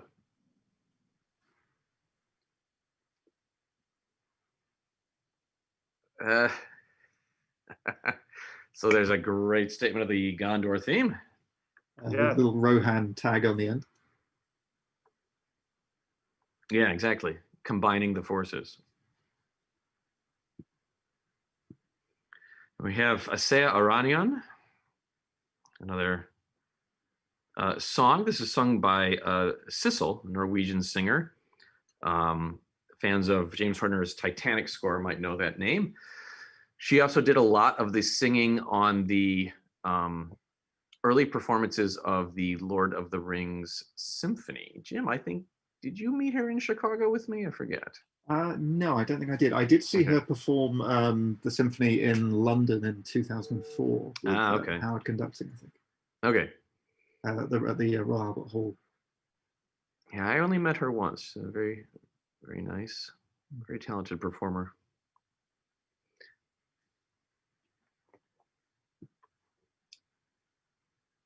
This is really all stuff that should have been in the theatrical cut. It's greatly missed. It's the composition The Land of Shadow, which is going to bring together the 5-beat pattern, Threat of Mordor,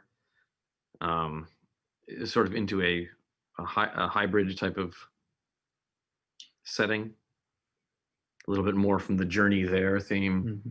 And a lot of things happening thematically. A few chords that we heard way back at the beginning of the Two Towers when we saw Ugluk's Warriors. Yes. There's some of the deepest brass scoring that shows up in these things too. The French horns are absolutely in the basement of their ranges here. At least they don't break into a musical number like they did in the Rankin Bass version, where they sing, "Where there's a whip, there's a way." Yeah. You know, they had the whip, but no song. Thank God for simple truths, really.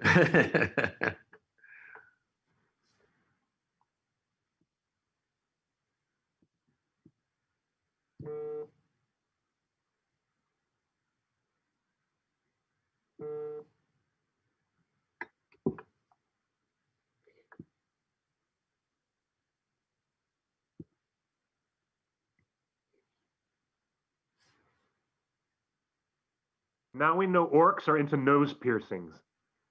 I think they'll pierce just about anything. Oh my. I think this scene just has some of the most revolting makeup. And creature working. Yeah, they went wild on these.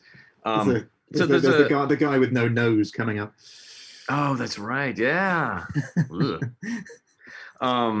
There's a couple of questions about the music of Isengard showing up in here. So I'll try to answer them all at once here. But as we are seeing many of these themes recombining, we just heard Gondor and Rohan combine. The ring themes, there's the no-nos. The ring themes are combining. We also have the orc themes combining.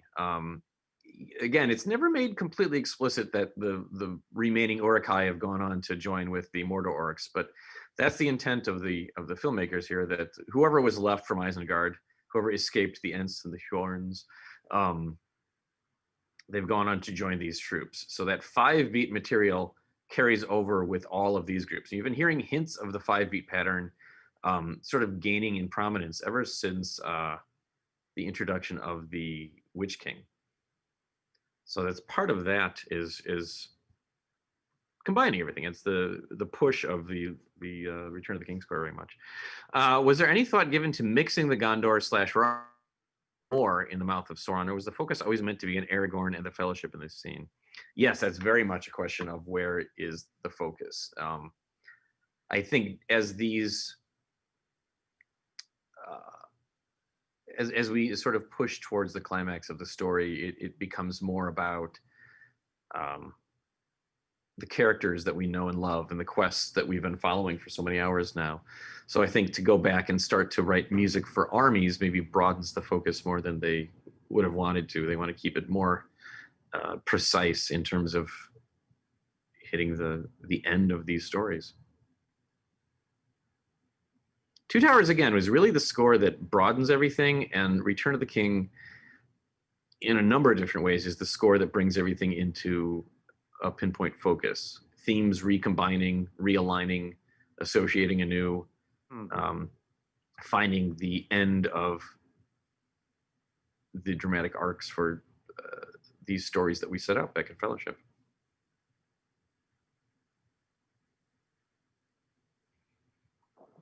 Now the question, are these scenes each recorded in their entirety, or are they pieced together? So much of the music is seamless, it's hard to see what parts are pieced together. They were all kind of done both ways when possible. If the entire composition was finished, which of course would be dependent upon the scene being finished, they would try to do it in one pass and then go in and clean up this phrase and can recheck the intonation of this phrase and so on and so forth. Sometimes things, the film wasn't finished, so you might have done, I'm sure there are examples here where the first half of the composition and the second half of the composition were recorded weeks apart and then reassembled digitally, just because it's the reality of film music. Things aren't all done at once, especially on these giant action films. And as I say, Howard did not want to follow the path that some composers do these days, where you just write in these sort of modular chunks that can be lifted out and reassembled so you can match however the film happens to be edited. They didn't want to record things away from picture. It was important that it all synchronized very beautifully. It's a lot more work. Yeah, and irrespective of how they were recorded, they were always treated as very long compositions. It's not like, say, John Williams or other composers who may record cues of 2 to 3 minutes in length, which are then designed to be mixed together afterwards. if you're not familiar with the language of film music, generally a single composition is referred to as a cue. That's a name that goes all the way back to the silent era, where you'd have a cue sheet of, play your little passage from Tchaikovsky here, play your little bit of Chopin here. And that's generally the terminology that's used for these things. Howard on these projects did not like to use the word cue because it conjured thoughts of needle drops, little small blips of music that you fill in here and you fill in there. And as Jim is saying, he liked to conceive of these things as very long musical shapes. So it was sort of requested of all of us that we think of these as compositions rather than cues. And I think we try to honor that with the terminology even today. And during the recording session, some of the individual takes were of entire compositions. The longest example I can think of is going back to the Lothlorien sequence in Fellowship, where they were doing 9-minute takes of the entire composition. Right. And then just going back and finessing individual areas, as Doug says. Right.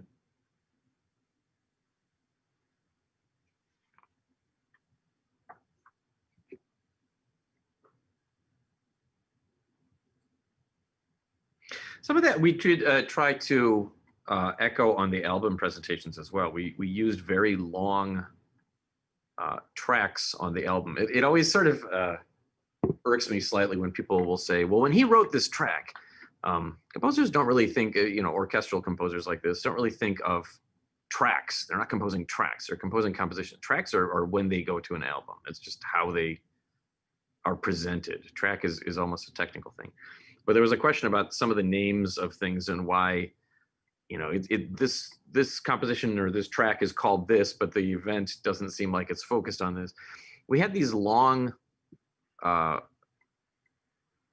presentations on the albums where, we have things that are up to 10 minutes long, don't we?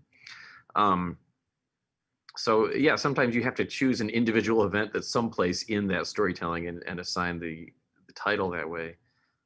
So there was some confusion, I suppose, as some people said, well, this piece is named for this, but all these other things still happen. But it was part of that same concept to use long phrases.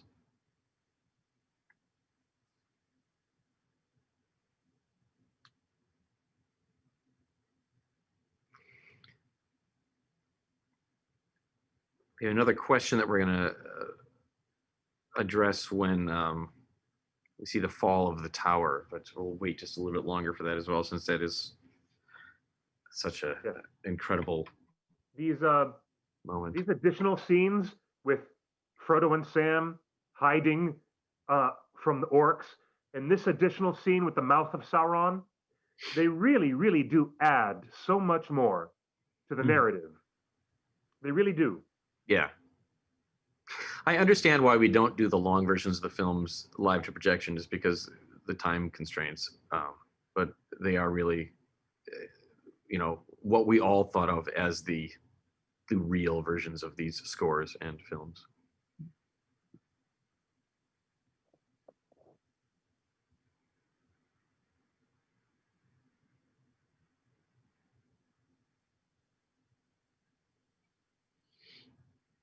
So we're going to backtrack with the Gondor theme a little bit during these moments. So you do hear a bit of Gondor in decline. It's going to look here like Frodo is lost. So Gondor sort of pulls back. It seems like maybe this is not going well. And it will change course, of course, and go back to Gondor in ascension with the rising consequent phrase. I think a little of this was on the original album long before anyone saw this footage. Right. This was all recorded during the original sessions. Yeah, I think the mouth of Sauron was a last-minute removal for the theatrical version, that is.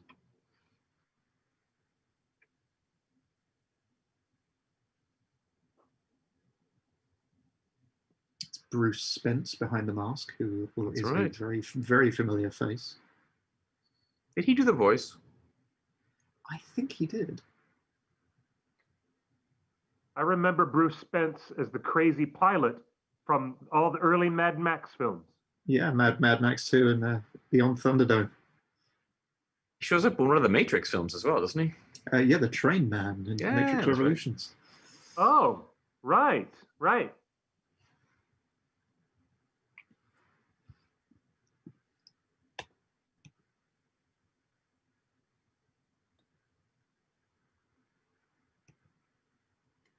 So that timpani figure that I mentioned being used for the Mumakil scene and for some of the early Osgiliath music, the Mordor outline, we called it, some of that will come back in these moments as well.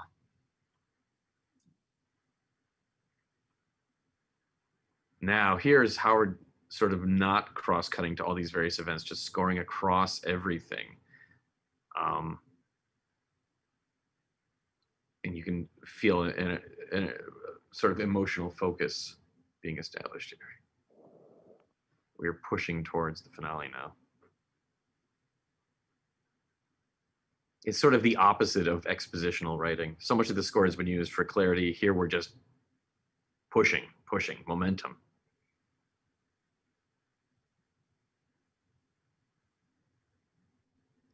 Few fragments of Fellowship in here. Fellowship, right, exactly. Few fragments of Aragorn's theme. Coming up to probably the most glorious statement of Fellowship that we really ever get out of these scores. Soon.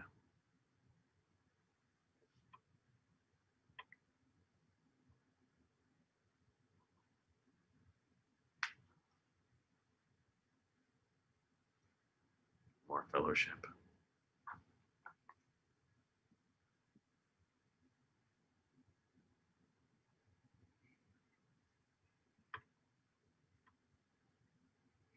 Until the coronation, that's probably one of the biggest statements of the Fellowship theme that we have right now. Yeah. Jim, were you with me when the chorus in Lucerne sang their special arrangement of all the Lord of the Rings themes where they had gone back and added lyrics to everything? I found a score for it the other day. Oh, that's fantastic. They were not exactly in completely polished English, so certainly better than my German would ever be. But there was a reference to the Rohan theme reference to the women in fake beards that they had used for some of these long shots. And here is Sir James Galway. Yes. Yeah. Yes. Playing on a gold flute.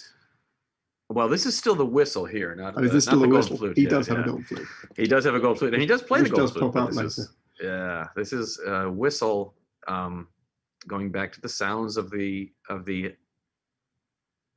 Hobbit music. Using the Shire theme here might have been a bit trite, a little too simplistic, but to carry over an instrumental color and to reference their themes that way and to juxtapose that with all this dread and awfulness, it's incredibly dramatic.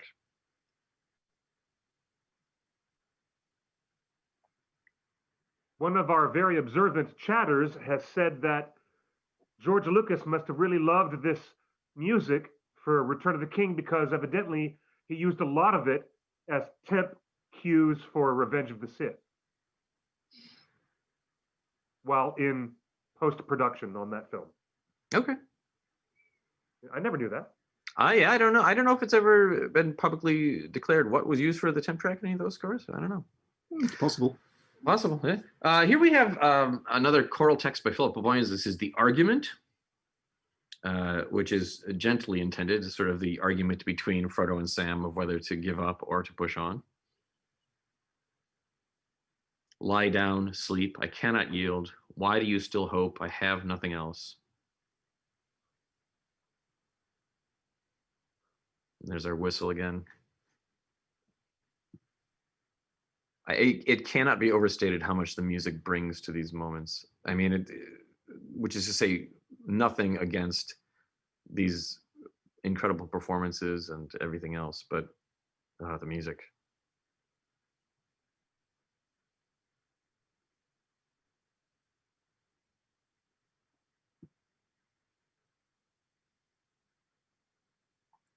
The music, I suppose, in my mind, is what separates this from, it's not just storytelling, it's myth making. It's a fine line, but it's a crucial one.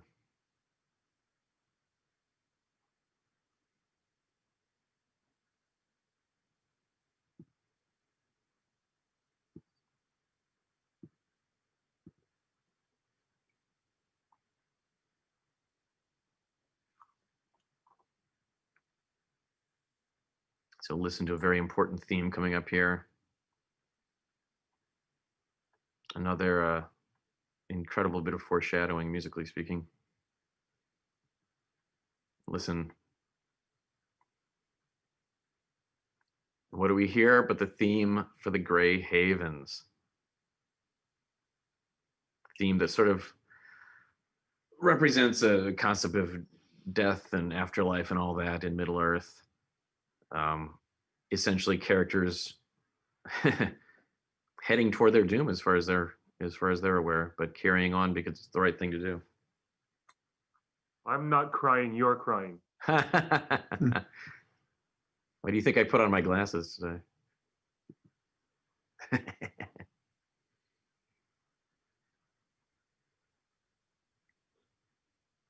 Now, this is a moment where you get some of these sound effects that we associate with The Ring and with Sauron, but it is not replacing score. The score does not ever exist in here. The score makes a hell of an entrance here. Boy, doesn't it? Yeah.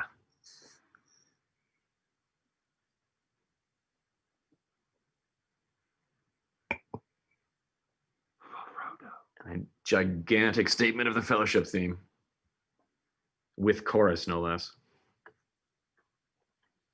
And this choral text is, of course, called For Frodo. It's a Philippa Boyens text presented in Sindarin, and David Sallow translation, and a lot of it is drawn from the dialogue, from earlier dialogue. It's Aragorn's early lines. If by my life or death I can protect you, I will. I give you my sword. So everybody likes to do those, and my sword and my axe type of memes, but it is actually referenced here in an incredible choral text.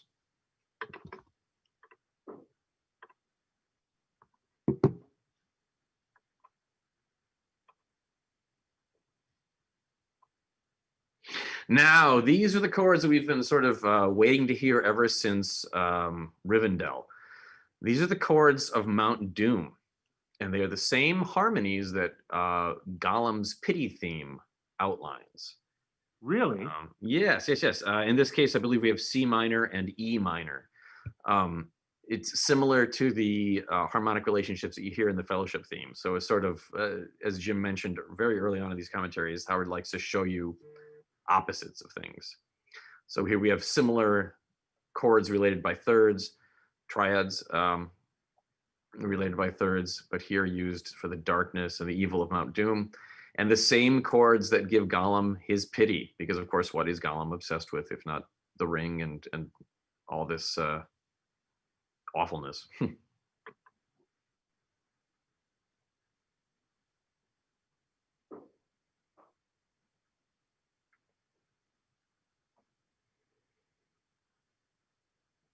Could the argument text also be interpreted to be the argument that Sam has with himself in the book, rather than between Frodo and Sam? Yes, quite possibly. I think that's a very valid interpretation.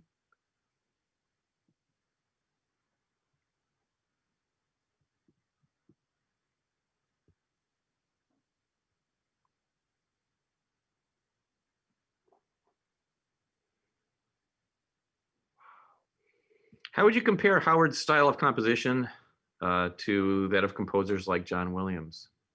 And here we have this theme returned to its roots. The nature theme going back to its simplest setting for the moth. And the boy soprano again. Different boy soprano. The previous boy soprano went through puberty and didn't hit these notes anymore, but. The Eagles are the Eagles. Heralds of Manwë. And now there we got a great statement of the hybrid history/evil of the ring theme. Wow. And we're inside the mountain. Howard's composition versus John Williams' composition. Conceptually, similar things happening in terms of, both composers deal with leitmotifs and some of these big mythic stories. But I think Howard is maybe more interested in subtext, and John Williams is more interested in physicality of things. That's not entirely true on either side of that equation, but I think those are sort of generalizations that somewhat hold up. Now the music will be dialed out here in a couple of seconds, but there's another fascinating combination of all the Ring themes that was recorded for this sequence. Yeah. Which is not entirely dissimilar to what we heard under the Smeagol-Deagle fight at the start of the film. Mm. Yeah, we really bring all of the Ring themes together. This is the Ring at its seat of power. And it's not used in the film, but we did get it out. The cracks of doom are named by the elves. It's actually called the Samath Naur. Yes, yeah, we used that name for the rarities presentation of some of this. Yes. There's the Mount Doom theme again, the same harmonies as Gollum's Pity theme. And the Mordor outline thundering away underneath. Yep. There's a lot of detail in the low strings as well. Lots of little figurations that are tangentially related to all the history and evil of the Ring themes. Yeah, and bits that are much easier to hear in live presentations as well. So yet another reason to recommend those.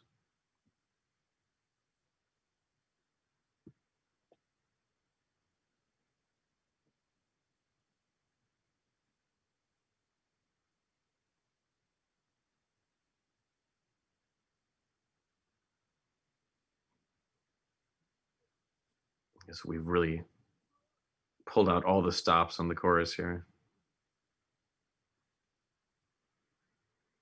In fact, I believe Howard's quote here from the book, "This is the full force of Mordor." Very true. It's remarkable, and it's the ultimate apex of everything we've been waiting for. Yes, yeah.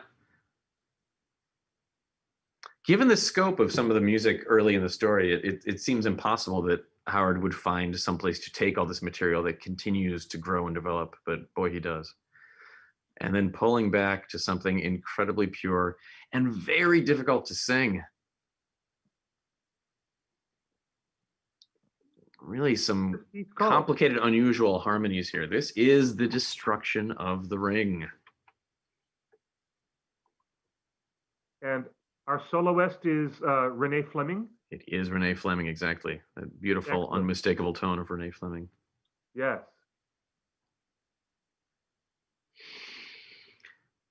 Cinder text, "Into the fires of Orodruin, the one must be cast." There's the history of the Ring. So slightly unsettled. Yes. Building back to the Mount Doom chords.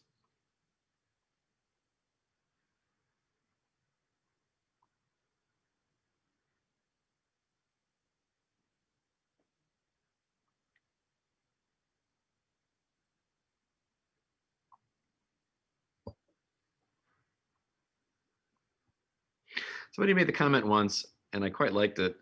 I forget that I apologize, I can't remember who said it, but the score could be boiled down to half step versus whole step,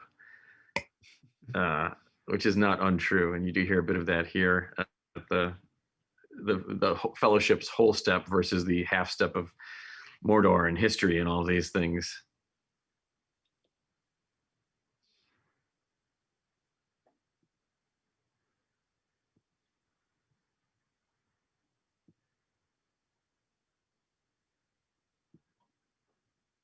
So the music from this point on is actually a replacement composition for the original music. The sequence was somewhat extensively recut after the first pass at scoring it. So for the original version, you'll have to listen to the rarities. And please do. Please do. It's a fantastic piece. That was the Samath Naur piece we referred to earlier. Yeah. Beautiful build here.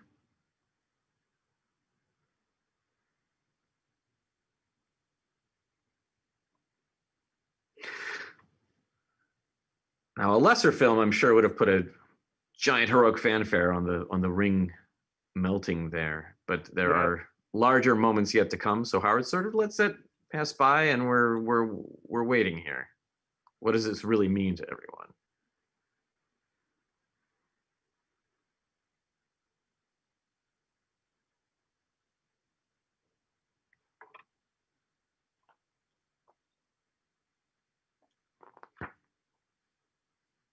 A lot of texts in here. We have Not Once, Not Ever. We have Don't Let Go. We have The Mountain of Fire. And we have some of the most glorious music that I think Howard Shore or anyone else has ever composed. This is the music for the destruction of the ring. We did have a question about this one. I can dig it up. Talk about the way Howard uses the victory music as Sauron collapses at the end of the Crack of Doom. They're asking if it's a setting of Sauron's theme. It's really closer to, we do have a fourth ring theme that begins to appear as the scores go on for the destruction of the ring, and this really brings that into focus. And we start to get into all of these Fourth Age themes here very shortly. Now, this is the Fate of the Ring, isn't it? Which we first heard. Yes, right, Fathering. Yeah, very, very, very subtly in the Two Towers. Yeah. And we get a bit of Gondor Reborn, the same music that we heard when we saw the crown of flowers on that statue that promised that perhaps there would be an optimistic future for Gondor. And here it is being realized. Ugh.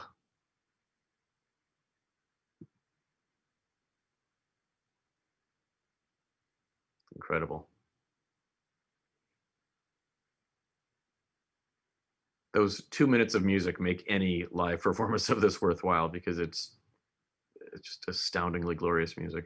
I can't imagine being there in person for that. It's amazing.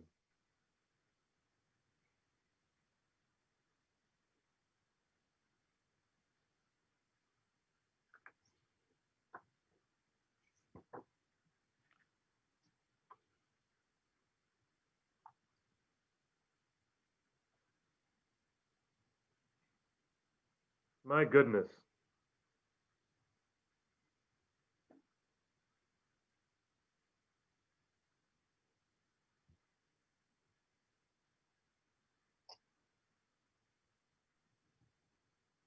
And now here we have a reflection, perhaps, of the burden suddenly being lifted.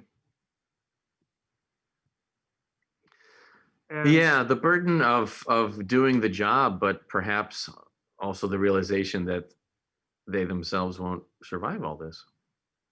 Sacrifice. Yes.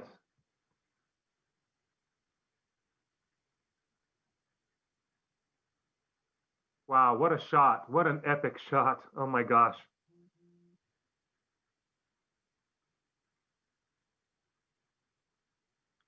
Chorus entering ever so delicately here. As we're getting into a composition titled The Eagles, also using a choral text by the same name. And we will hear Renee Fleming in here again.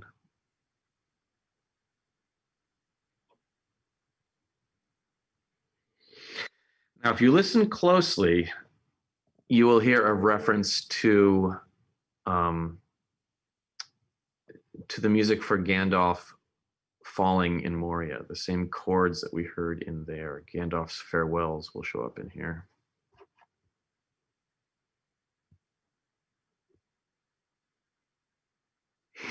The Eagles, there's another wonderful question from Twitter. The Eagles are often associated with nature's reclamation, but not in the composition titled The Eagles. In other words, the composition we're listening to right now. Why is that? I think nature has done its reclaiming by this point. Nature's reclamation is in a way a call to action. And I think we're on the other side of that action now. So we needed something more reflective. And what a bold choice to fade out and come back in.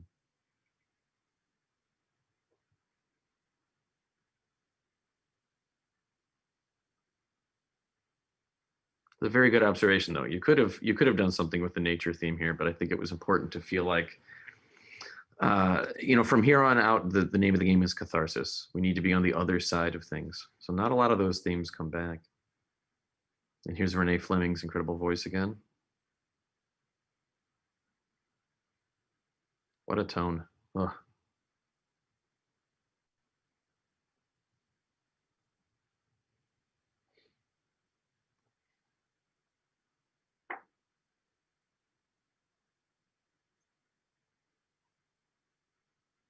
And visually, a mirror of when Frodo faded into the white after the rescue from Weathertop, and then suddenly the camera pulls back out of the white, fade out, and there he is, safe and sound, somewhere he doesn't know. Yeah. There's loads of little moments in The Return of the King that mirror the earlier films. When Frodo reaches for Sam's hand after falling off the ledge earlier, is very similar to the end of Fellowship, Yes, only reversed. Mm-hmm. Mm-hmm. Yes.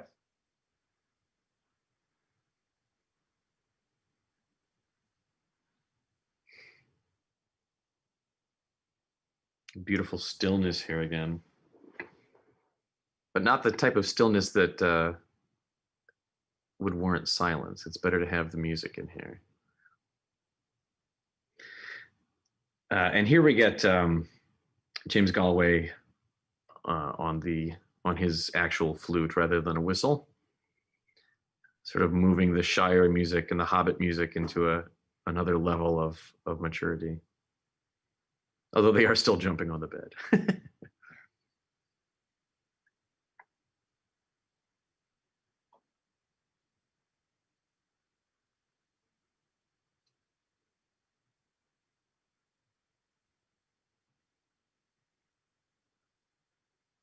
You hear little bits of Fellowship music sort of bouncing around here, not quite coalescing in the old heroic manner, but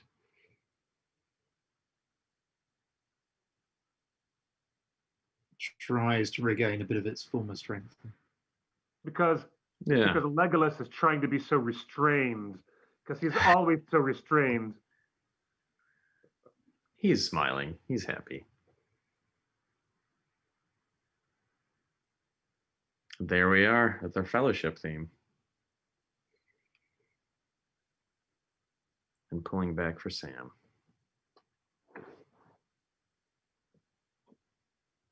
Wow. And there's our flute.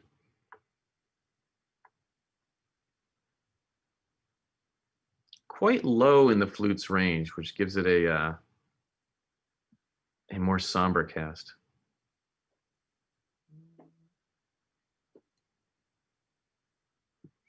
And fade to black. That's ending number 2. I'm counting them. Dermot Crean's fiddle is a beautiful, homely, and familiar sound in the Fellowship Reunited. I agree.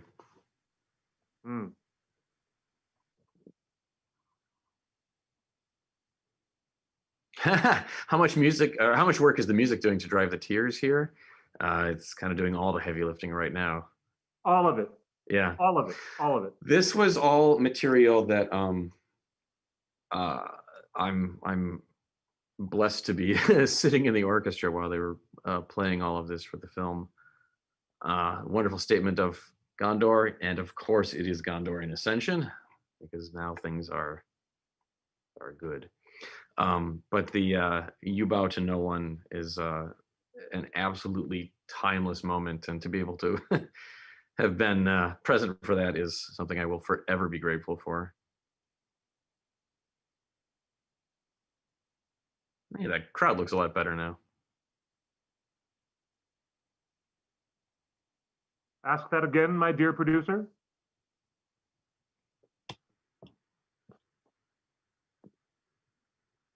No, I was not. When I first saw this film at the world premiere, I was not expecting to hear Viggo Mortensen sing.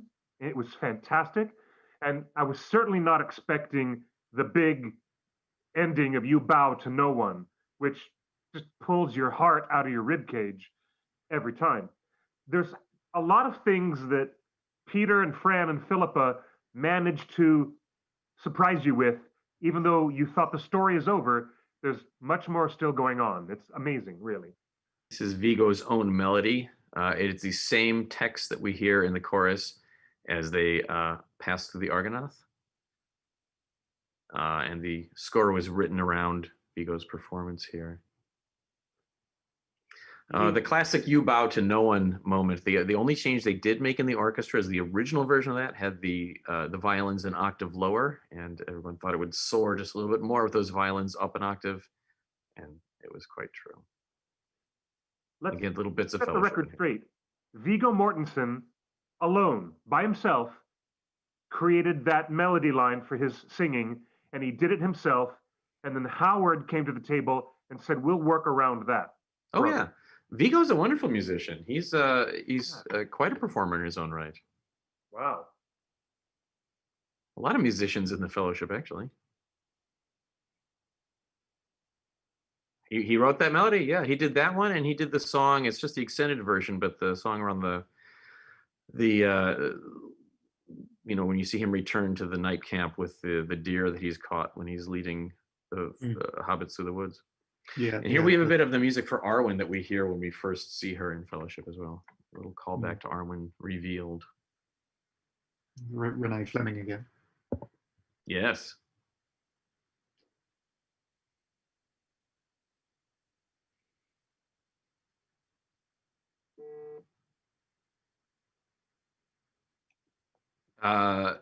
No, the question is, what did Vigo sing in Fellowship? He sang the what was it, the Song of Luthien, which is what he's singing at their sort of night camp when he's leading the hobbits through the woods after Bree. Yeah, he wrote that melody as well. So for what he's singing at the coronation, the melody is Vigo's. Yes, that melody there was Vigo's. Yeah, not the text is a Tolkien text, I think. Emily is telling us on Twitter that Vigo sings and plays the guitar in Captain Fantastic. Cool. There's also a question: was Christopher Lee ever asked to sing anything? He did his own heavy metal album, but I don't think they used any of that in here. Ugh.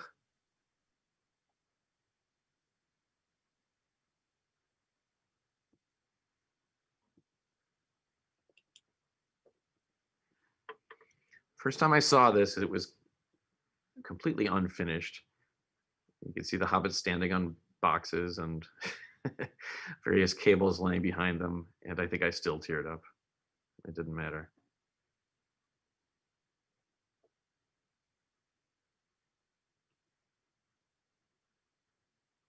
What a beautiful, beautiful statement of that theme.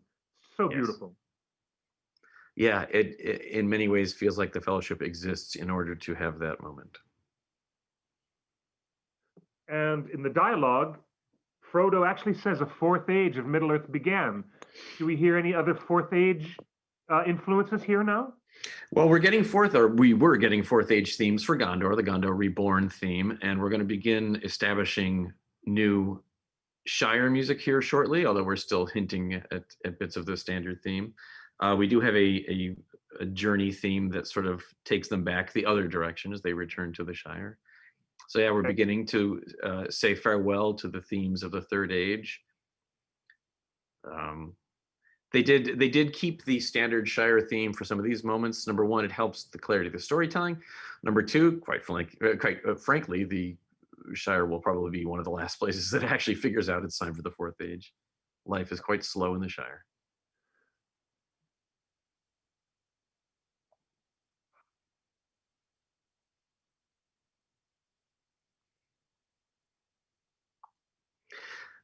That's a great question from Justin. Has the Shire theme become the default Lord of the Rings theme? In other words, if you think of, well, what's the theme to the Lord of the Rings? Do you think of the Shire theme? I think for the general public, yeah, maybe. Those of us who really know these scores and study them, I think maybe we feel like the history of the ring is sort of that overriding theme of the whole project. But I think the general public probably is most familiar with the Shire theme.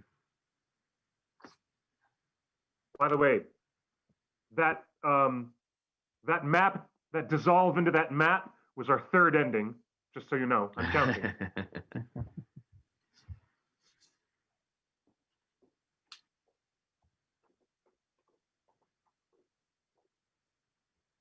The question from the producer is that a big challenge for Amazon?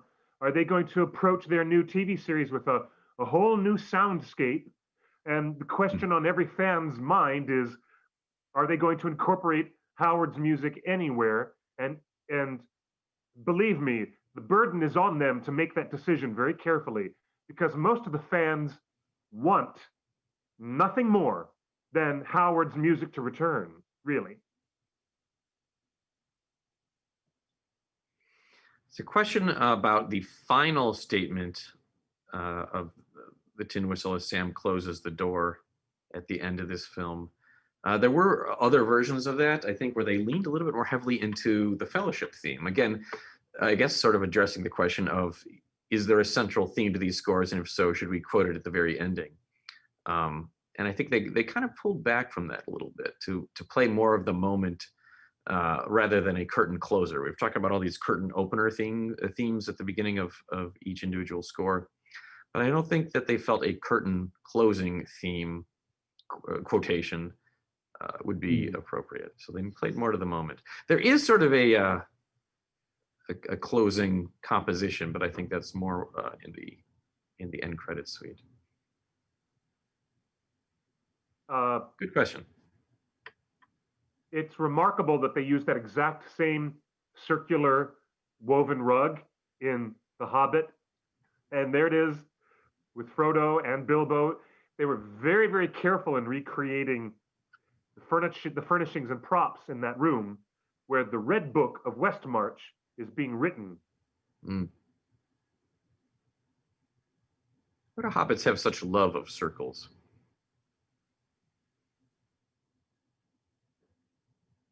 Circular hallways, circular doors, circular rugs.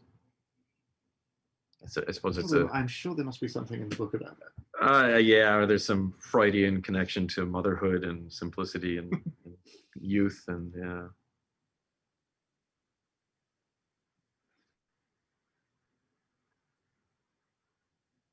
Were there tears in the recording sessions? English orchestras are not known for their outward exhibits of emotion. They're very reserved people. I think, all jokes aside, they're very professional. I think there were tears at the end of the production where they knew they had finished their work. You can hear we're starting to get into some of these Fourth Age Shire themes here. But no, they were professionals down to the work.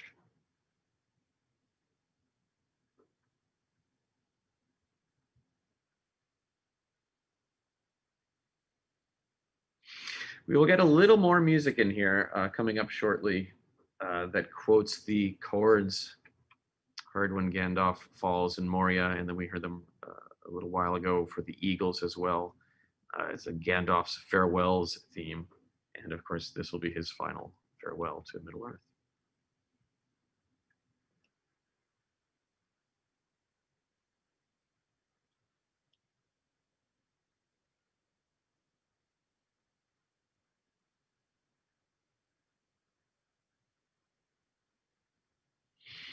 Jim would know that better than I. What was the final piece of music that was recorded? I'm sure it was an extended edition bit, but what was it?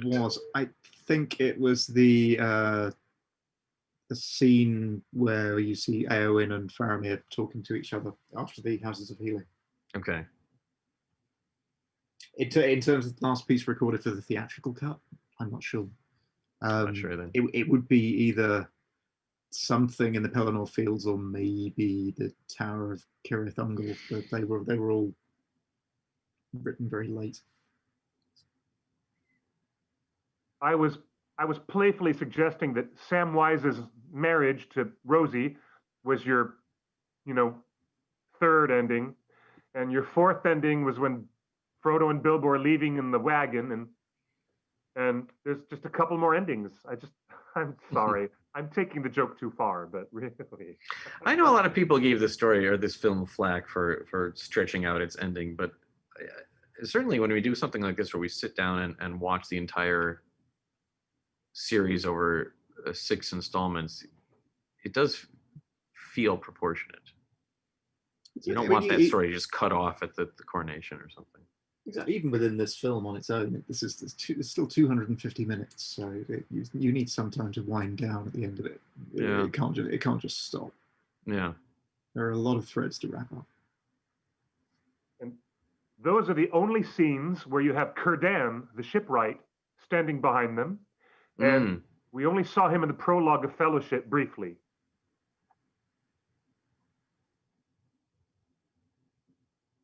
Yes, it is very likely we will see a lot more of Círdan, the shipwright, in the Second Age. Yes.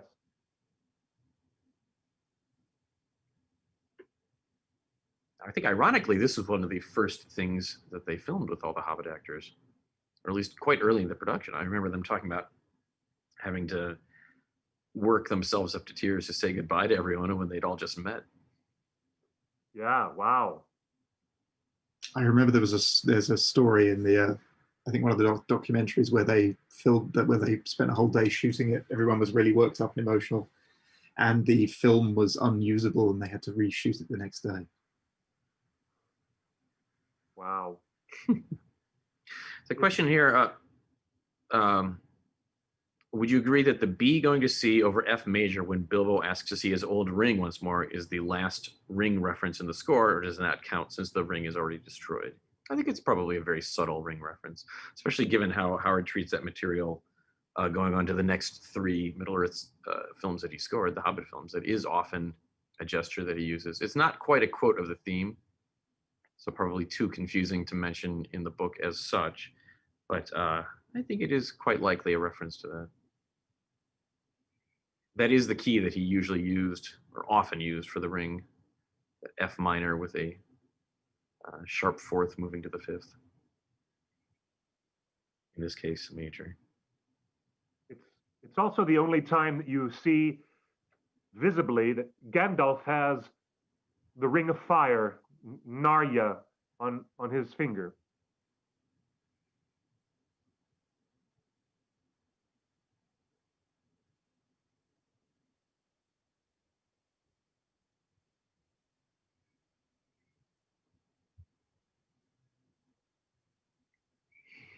Did Howard have any thoughts of deconstructing the Fellowship theme as the hobbits are sort of separated here finally? I think that's part of the reason, or part of what allows the Shire to enter its own 4th age. Really, we're saying goodbye to themes now. They're being taken out of the score.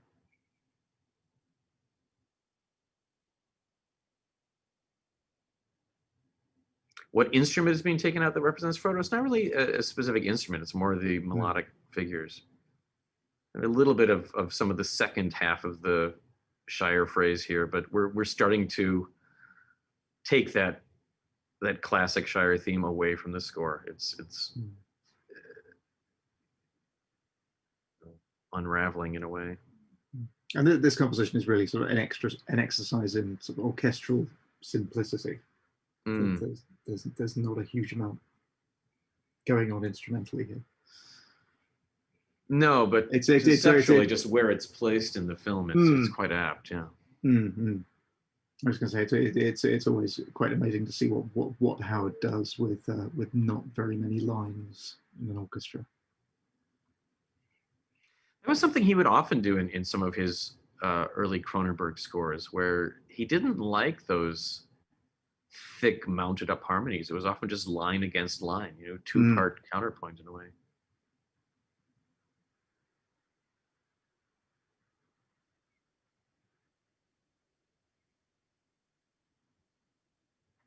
Question: did Howard get frustrated by having a lot of endings to this film, as some people say?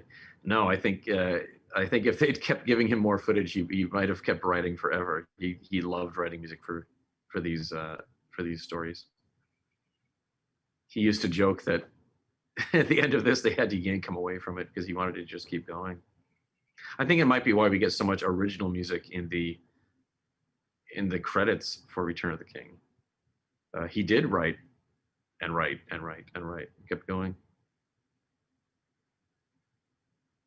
It was a very happy time in all of our lives and careers. Challenging, but happy. More of the Grey Havens music here. Challenging, but so fulfilling. Yeah, more than I can really express in words. Indeed. And there's that last shot that nobody really saw because everybody was just wiping tears away. Fade to white, and now we're at ending number 7 now. I do like that this last piece was given such a simple title, Eleanor, Sam's daughter. Oh, it's perfect. It's perfect. Yeah. And we finally get here a nice clear statement of we had Gondor reborn for the 4th Age of Gondor, and we now have the Shire reborn. As without Frodo, Sam moves ahead in his life, and sort of symbolically, so does the Shire, and therefore it enters the 4th Age.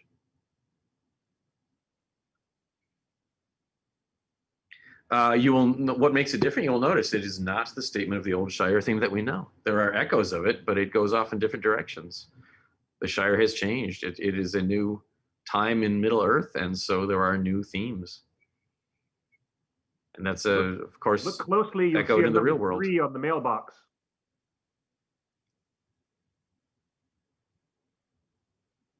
You can hear the whistle there. It's reminiscent of what we think of as the standard Shire theme, but it's not the standard Shire theme.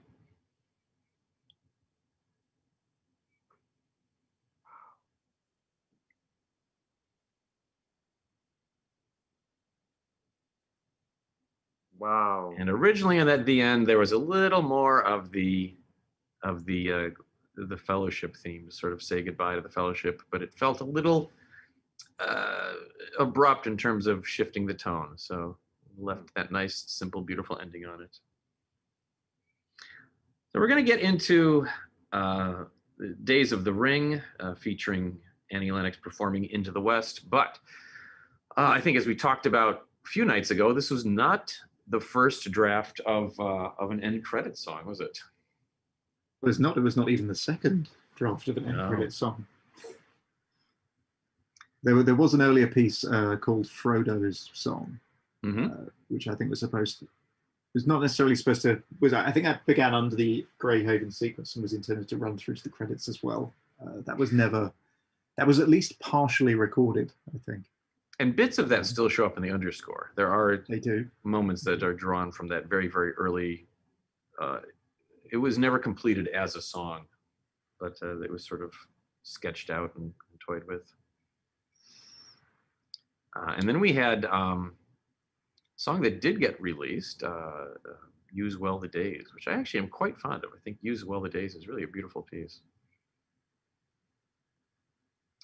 And that was on, what format was that originally released in, Jim? So the original single disc Return of the King album had a limited edition that came in green leather, and that came with a DVD it came with a DVD with a little documentary about the score and Use Well the Days. Yeah. I think the documentary was actually called Use Well the Days. I think it was. Yes.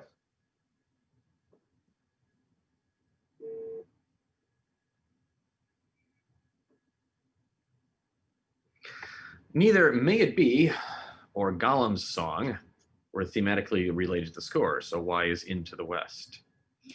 Well, May It Be is not part of the score. May It Be is that's a Enya composition. So Gollum's Song, yeah, like Jim says, it's got some threads, but I think this is closer to In Dreams, where it was sort of an extension of some of what was happening in the score. But May It Be is not part of Howard's score. I think, as we pointed out the other day, at the end of Fellowship, In Dreams was originally supposed to appear before May It Be. Yeah. So in which case you would have had a bit more connection to the score in the first song that you heard. Where does one go to listen to some of the alternate versions that Annie Lennox recorded of this song? Alternate versions of this song, or the song that goes in this place? That Use Well the Days was the one that Jim was talking about, was on the original album release at the time of these films, so the '03 release. So it was not on the CD, but it was on a DVD that came with the limited edition Return of the King CD. Ah, okay. If we are talking about alternate versions of Into the West, that's a whole different can of worms. So when Doug was digging things out of the Rarities archive, he did discover at least 2 dance remixes of Into the West, which thankfully did not make it onto the Rarities. Not only would they be a clearance nightmare, they are also quite hideous. I think there was some thought about making sort of a more commercial version of some of these for radio play, which really tells you how old these films are, that radio is still a commercial entity. But they weren't really, I think, in the spirit of everything else, so they didn't really come out.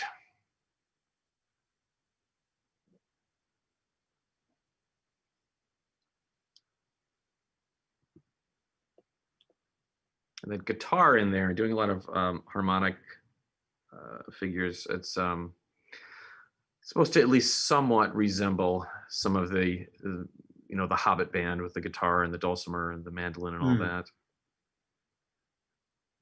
It's kind of a more mature version of that sound. Yeah.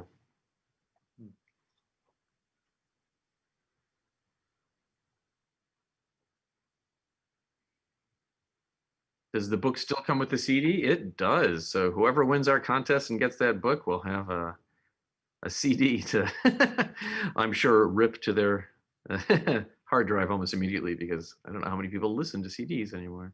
That's awesome. Yeah. That was something, that was one of the very last things we did on this project was once the book was mostly written and fairly in place, I did several weeks just digging through the archives of all that had been recorded for these films. And it really hadn't been entirely cataloged yet. It was just lots of DATs and CDs and manuscripts and things like that in various storage facilities. So I went through all of that and tried to find all these unused bits such that we could present them with the book and sort of show part of the process. Hopefully in a way that was at least along the lines of how everything else had been presented. We didn't want to just feel like you'd open a drawer and found a bunch of unused bits and pieces. So we tried to do something that at least had a logical shape to it, if not a classical album shape, but something that had a logic to it. And that was a lot of work, finding these things and figuring out where they went. There was a lot of music recorded for these, not just in terms of different compositions, but takes and specific recording sessions for the instruments. And it was a lot of work. And I mean, it was a joy because you're sitting listening to beautiful music, but you have to remain quite focused to figure out what everything is. I never envied you, Doug. I've never envied you, and I still don't. Good. I have to say, Jim and Doug, you guys are getting some wildly enthusiastic people saying the following. Thank you so much for sharing all these insightful and thoughtful commentaries with us, Jim, Doug, and thank you to Cliff and the One Ring for hosting this event.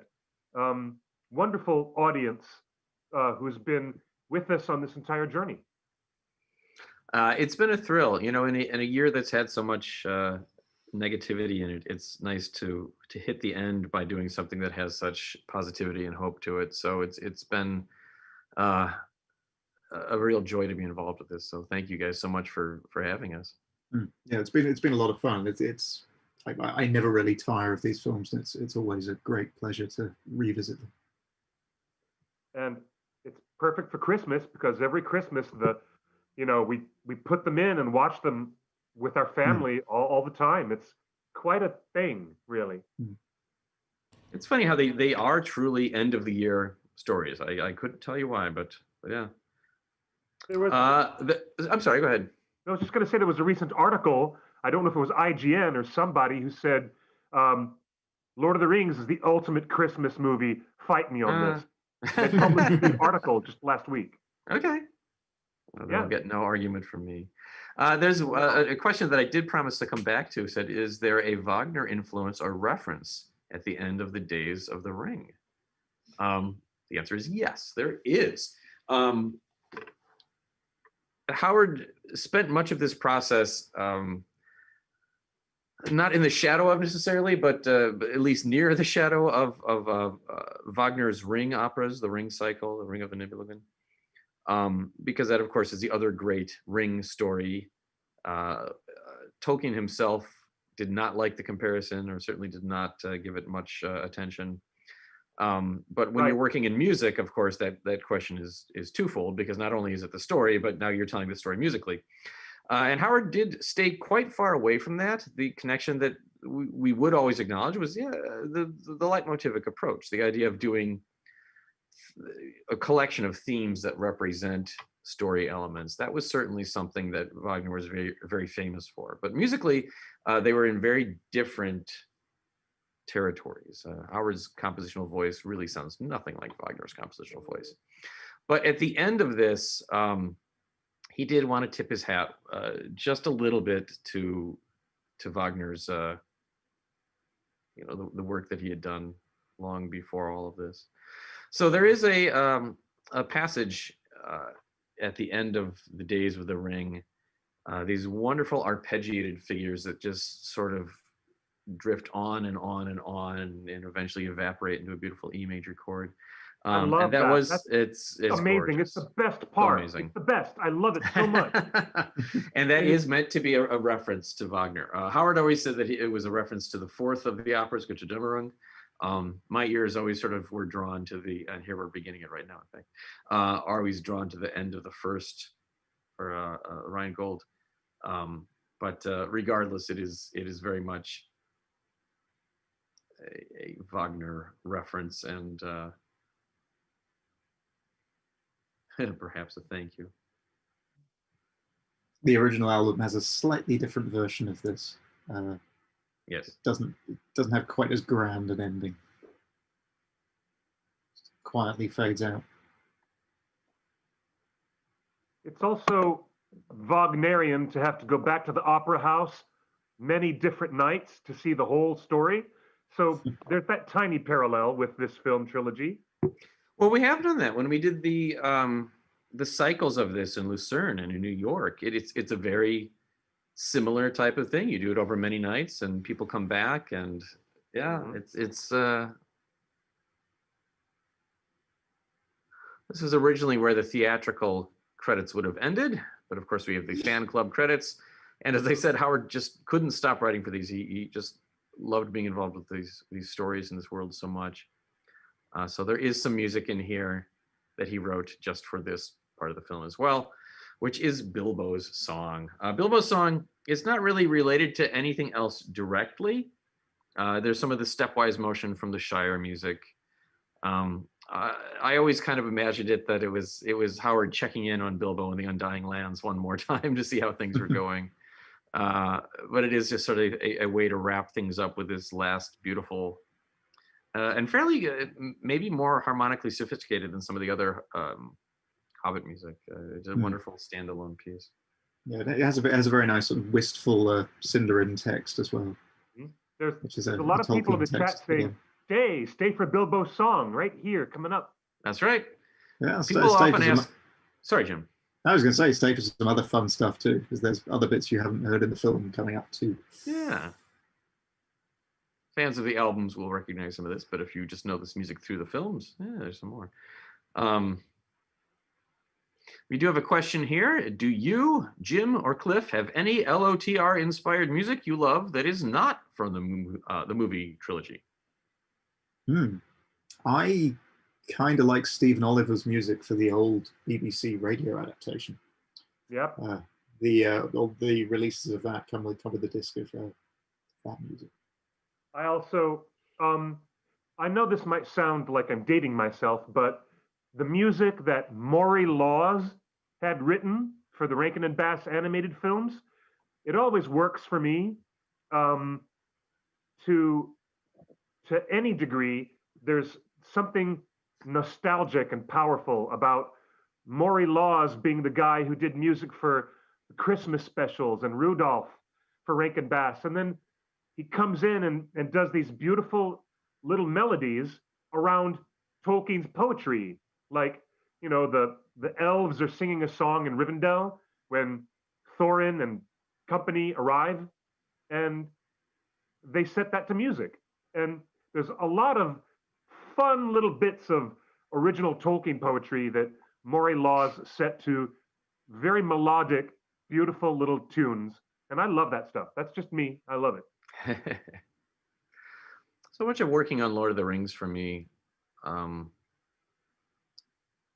was sort of coming into my own young adulthood and the relationships with these people and the revelations of getting to see, as a kid, I grew up with film music. This was, I'm a musician, not a filmmaker, not even really technically a writer, despite the fact that I do some of that. But film music was how I got into music. It's what introduced orchestral music to me, classical music to me. The fact that I know Beethoven and Mahler and Bruckner is because I knew Williams and Goldsmith and Rocha.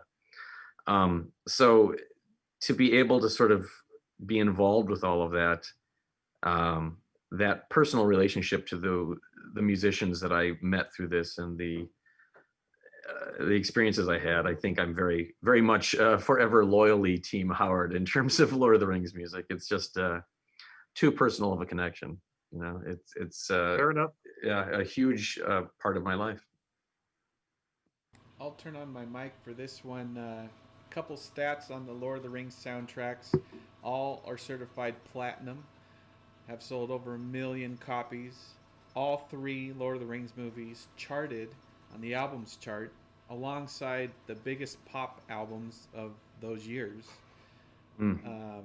These are some of the best-selling movie scores of all time. They hold a bunch of records for sales and streaming. The complete recordings, which was we've talked about a lot, are so rare and valuable and sold out immediately that even on eBay today they go for hundreds and hundreds of dollars for the CDs or the vinyls that were recently released. They're very hard to get, very hard to come by. They're all available on streaming digital services, but having a physical copy is still super valuable. And even right now, as we speak, in the year 2020, at the end of 2020, the top selling movie albums of 2020, according to Amazon, Lord of the Rings is number 11 out of all movies released in the history of movie soundtracks this year. Not bad.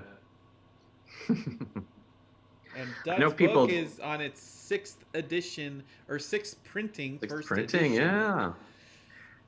Yeah, we've been very fortunate with that. I think right now the book is probably the only of those things that is readily available as a physical product. I know people get frustrated that these things go out of print and become hard to get. My best piece of advice: please don't give in and spend thousands of dollars on the secondary market. I really hope that they will be reissued again at some point. They're hard things to make. I mean, the box sets are really hand assembled. They're not even something that just comes flying down an assembly line. So it is tricky to get these things out. They're quite expensive and complicated to produce. But let's all hope that we can get them out again so people can get their hands on them. There is always another generation discovering the Lord of the Rings music. I've found that out. I mean, it's shocking to me that we're not all that far from 20 years since we got to the end of Return of the King for the first time. But there is always somebody discovering these things. I have friends that are older than I am. I have friends that are much younger than I am. And all of them is, hey, did you actually do something with Lord of the Rings? Did I hear something about that? I just watched those this weekend. They're amazing. So I think they will always be a part of our culture. So speaking of discovery, I want each of your opinions on whether anything from Lord of the Rings, are you okay with licensing to other movies and TV shows and trailers? Like, is this music so attached to Middle Earth that it's inappropriate to license to other shows and movies? What's your opinion on that? Yeah, I think it's inappropriate. I have no say in the finances of that. I'm sure it's probably profitable for somebody, but it's. I think it is inappropriate, but I think the people who typically license this music for other projects would also think it would be inappropriate because it's so distinctive and so uniquely tied to these films. You can't easily put it into another setting. As I am proud that there is always another generation discovering the music of the Lord of the Rings. I hope that none of those generations assign it the camp appeal of putting the Hallelujah chorus behind a car commercial or something like that. Music has intent and purpose and importance, and I think that should never be besmirched by convenient usage. So yes, I was the one guy in the theater going, yeah, when we heard Gandalf's fall for Man of Steel. I'm sorry. I know people loved that. I know they thought it was wonderful. It Not everybody. No, there were a lot Thank of you. people. Good. Somebody's like, on my side. How dare you? Which was my response. Yeah. Again, like I don't want to. If these things are making somebody money and it's helping people's finances, I certainly don't want to stand in the way of any of those type of things. But this music is important to me, and I think it should be done with respect. I'm getting a question here that begins, what do you think of Death of the Author? Which makes me nervous as I'm either I just got a really thought-provoking question or a death threat. Let's see what this is. What are your thoughts on Death of the Author? To what extent do you think the meaning of these themes are up to listeners to determine? I do not think that the meaning of these themes are up to the listeners to determine. And that is why I made sure that I wanted to be involved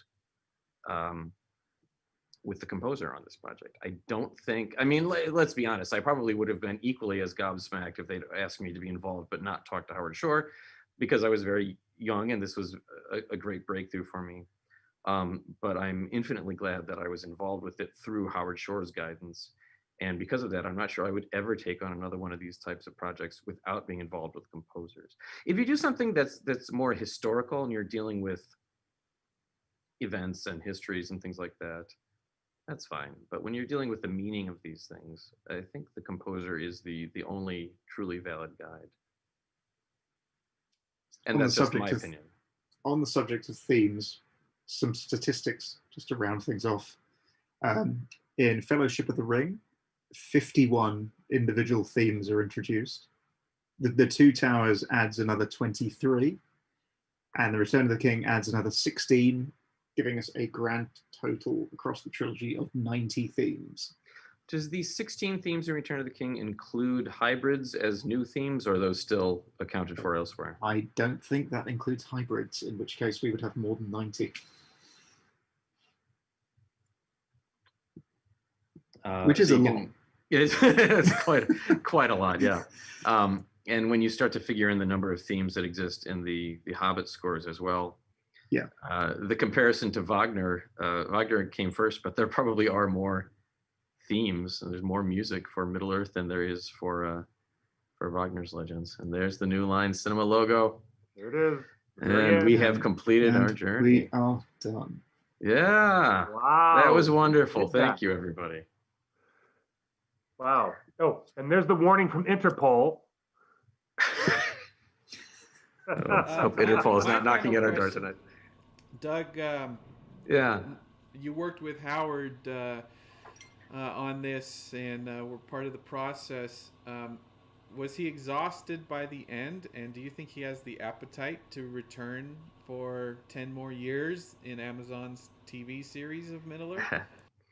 Was he exhausted by the end? Absolutely. It's a ton of work. But it wasn't the type of exhaustion of get this thing away from me, I can never look at it again. It was a good exhaustion. It was a very Tolkien-esque type of exhaustion, the feeling one gets at the end of a long journey. I, on the other hand, would never dare to speak for his opinion on either music or his own scheduling and enthusiasm. So I would love to see him return to Middle Earth. I wouldn't dare predict what his intentions are on those grounds. But boy, if I worked for Amazon, I would be getting him on the phone as soon as possible to try to lure him into it, because Howard has a lot of great music yet to write, and it would be wonderful to put it on the the most widely heard platforms available to him. He's a genius and should be given every opportunity to revisit this world, I think. I would like to present to you another question from our YouTube chat asking, how did Howard Shore feel watching these movies? Have you gotten an idea personally, guys, that he really liked the movies? Is he a Ringer fan as much as we are? I mean, when I spoke to him in person at the Oscar parties, and he literally told me how much he loves the original books. And we talked a lot about other composers and some interesting things, but I never asked him that. And I regret not asking him myself. How did he really enjoy the movies that Peter ended up making? He loved the movies. He loves Tolkien's work. I think he feels an incredibly strong connection to the movies. He often says he feels like he lives in the Shire. He lives in a forest that's very secluded and Shire-like. He and I visited when they brought the the Marquette University Tolkien collection to New York.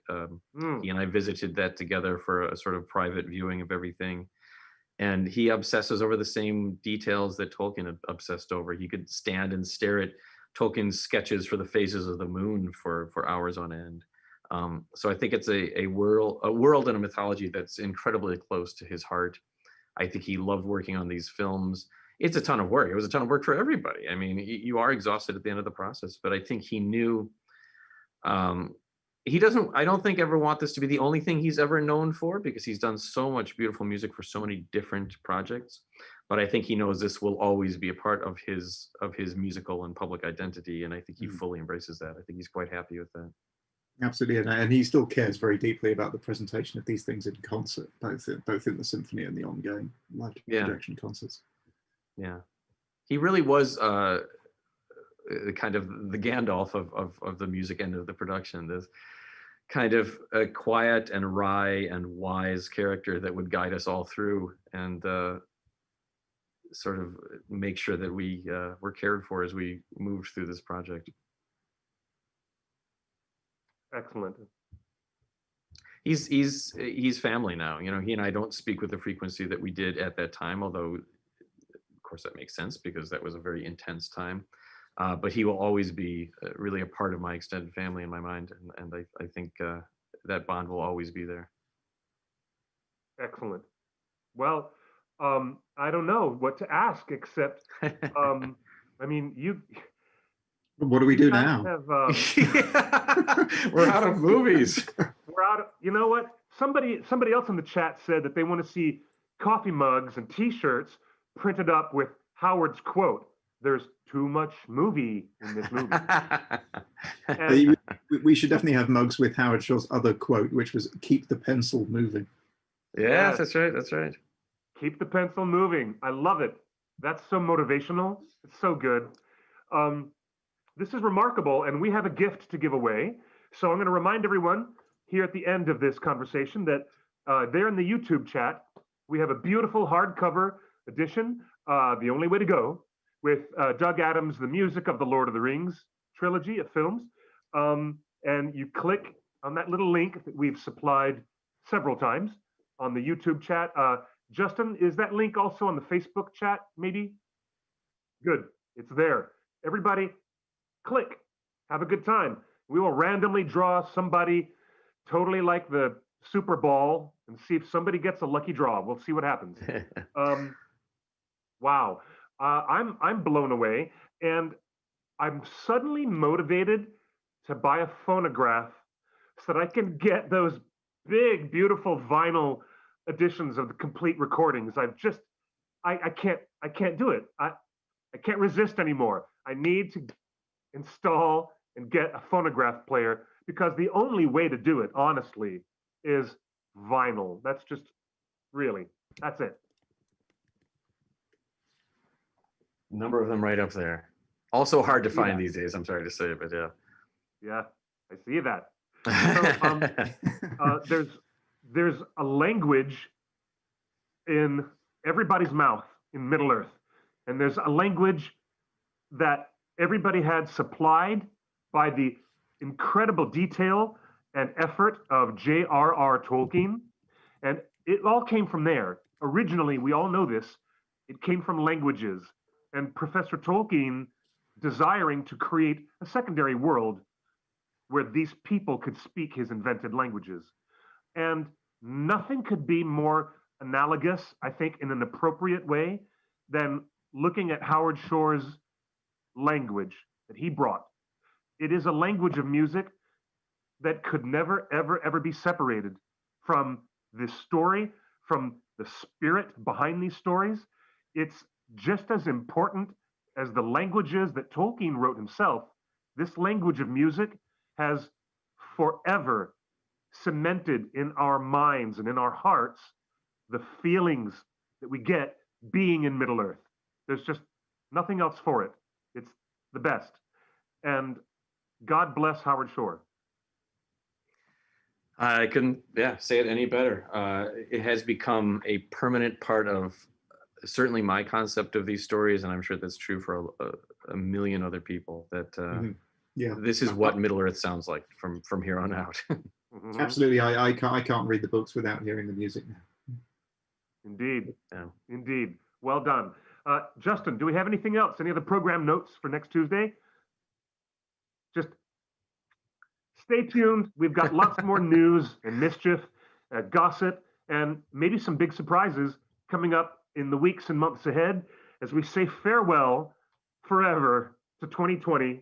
And what a wonderful way to send it off and to have us come together in a sense of community, a sense of family, musical family. And it's just really wonderful experience for me. I cannot thank you enough. Jim J. Ware and Doug Adams, thank you so much for your time and your professionalism and your energy. Thank you, guys. It's wonderful, wonderful. Thank you. I'd say let's do it again soon, but I'm not sure what we have left to do.